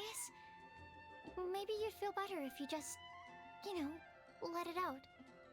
I'm fine, I'm fine. I'm just a little glider sick, that's all. You may want to look into getting your own gliding license when you have the time. It might prove helpful to you. Okay. Sure thing. It sounds like you've still got something on your mind.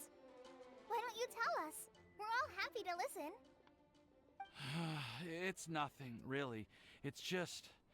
Well, Alice's story was really interesting and romantic. I won't argue about that. But still, the whole thing wasn't quite what I was hoping for. Of course, I didn't actually expect the Supreme Blessing to be real, but... Don't say that. None of this was your fault, Timaeus. Honestly, it's more on me for having agreed to be the Windbloom Festival Special Ambassador. Had I not asked for everyone's help... If anything, it should be my fault for finding that prophecy. Oh, no. I didn't mean to blame the two of you either. I just feel like this whole adventure didn't really end on a high note, and we also didn't really get anything out of it. But I'd say we still learned something new. Well, that aside, Timaeus, you still need to go to Liyue to apologize to Yinger, right? Do you want Kali and I to accompany you? Oh, Miss Yingar. Well, I mean, I just really don't want her to get mad at me. Now that I've come back to my senses, I really don't know what I should do. Hey, you three? You may want to look over there. Huh? Miss Yingar? Oh, so that's Miss Yingar? I've never met her before. Yep, that's her. And she actually came all the way to Mondstadt. I am so sorry, Miss Yingar, but how did you... I mean... Are you so happy just to see me? Of course I am. I'm so happy that, I don't, sorry, I don't know what to say. I was ready to give you a harsh scolding, but now that I've seen you like this, I suppose I could let you off the hook this time. You said you couldn't come to pick me up because of a very important matter, right? Well then, of course I had to come and find you instead. Should we go see how they're doing? I wouldn't. You'll get hit by a forest boar if you interrupt a couple's romantic conversation. Oh, really? We'll just leave them alone then.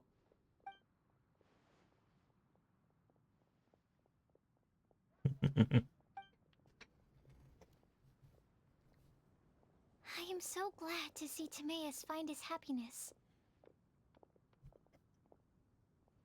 I have to say, I'm even more envious of you, Sucrose. You can be happy just to see others happy, and you gave me so much help without any expectations in return. Even though you said that we're very much alike, I still feel like you have a much bigger heart than I do. But if you say that, then I'd say I'm also nowhere near as brave or tenacious as you. I guess we have the same amount of positive qualities. They're just spread over different parts of our personalities. I've never visited Sumeru, or made many friends from outside of Mondstadt. I'm happy just to have met and become your friend. Maybe I'll get shy and flustered when I meet other people I don't know in the future. But that's okay too.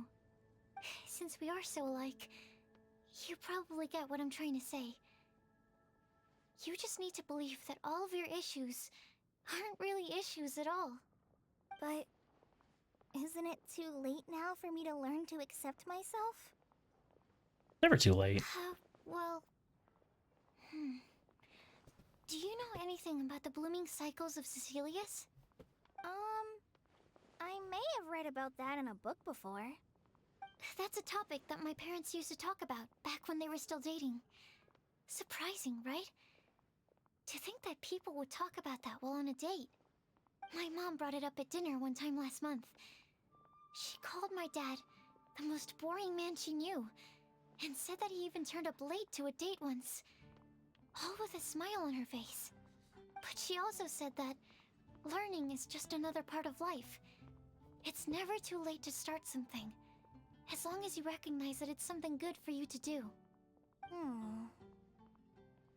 Why don't you give it a try, Collei?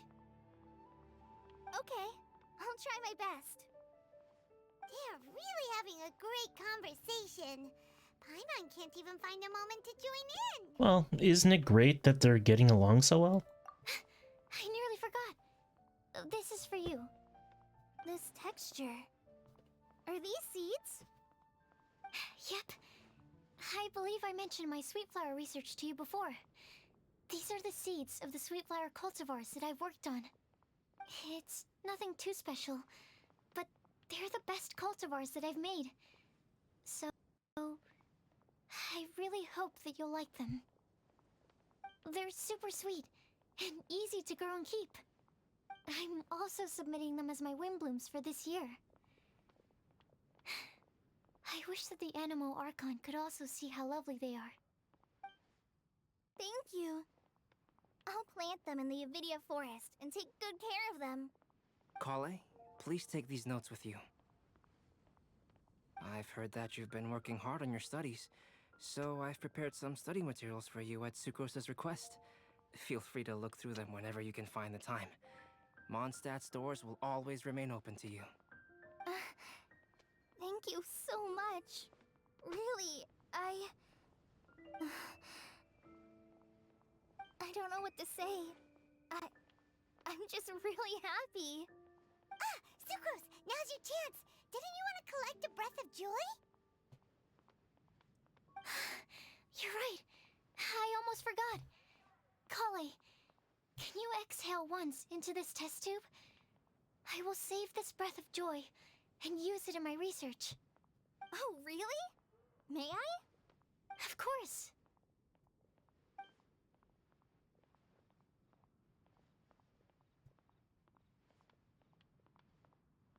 It turns into a deep violet?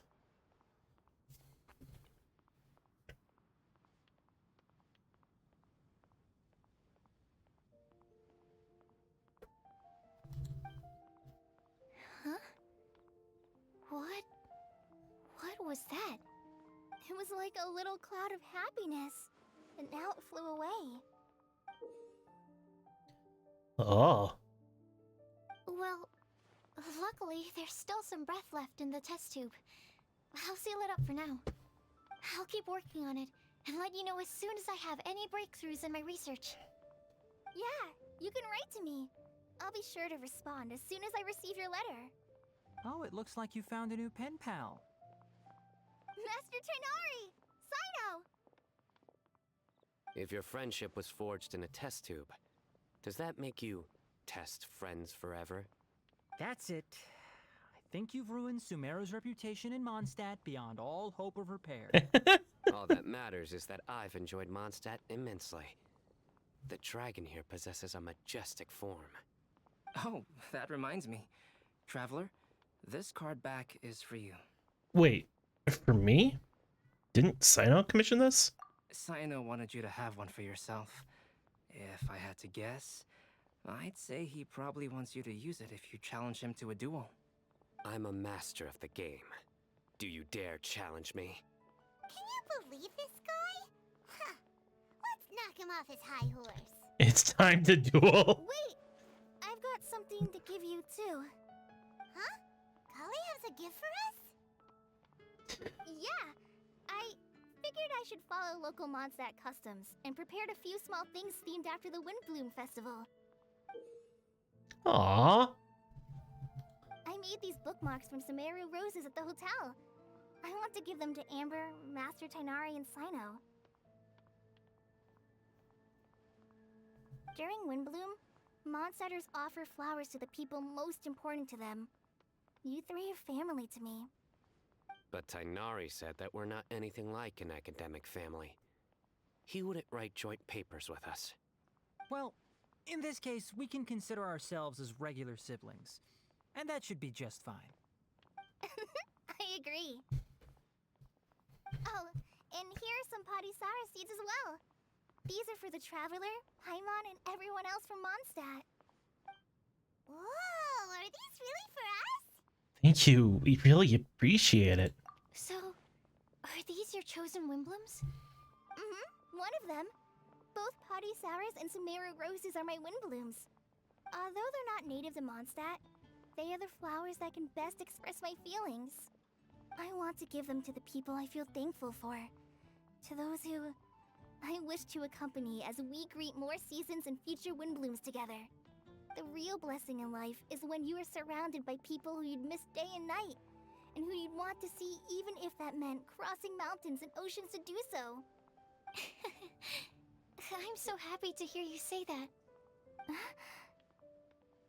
Sucrose, do you see that cloud over there? Huh?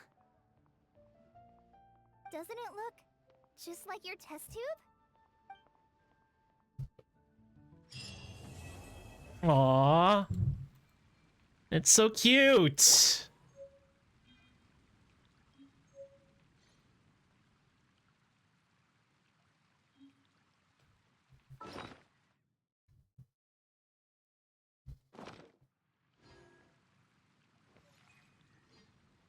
The academia.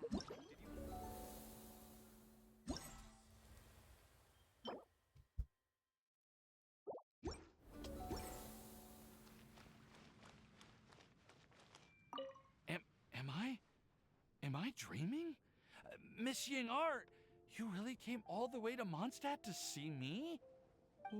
Why were you willing to make the trip? I still can't believe it. Why wouldn't I want to come see you, It's not like a quick trip from Liyue to Mondstadt is completely unheard of or anything. Also, isn't it time for you to drop the miss and just call me Ying-ar? Ying-ar.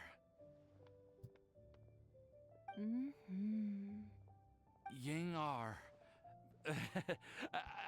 I think I still need some time to get used to calling you that. Look at you, already so flustered. And we're just getting started. No, I'm just overwhelmed with happiness. Thank you so much for coming to see me for Windbloom.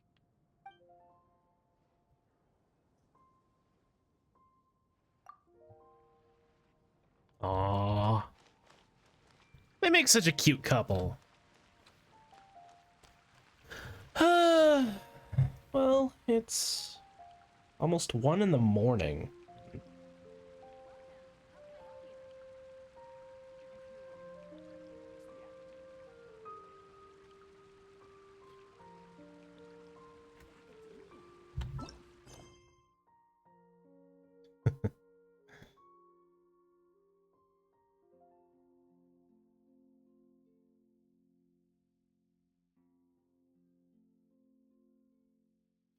Okay. I think that's it for tonight.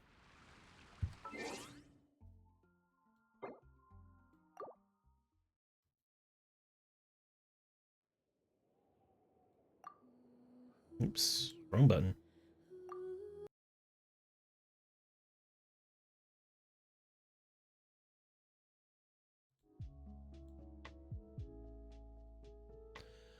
All right.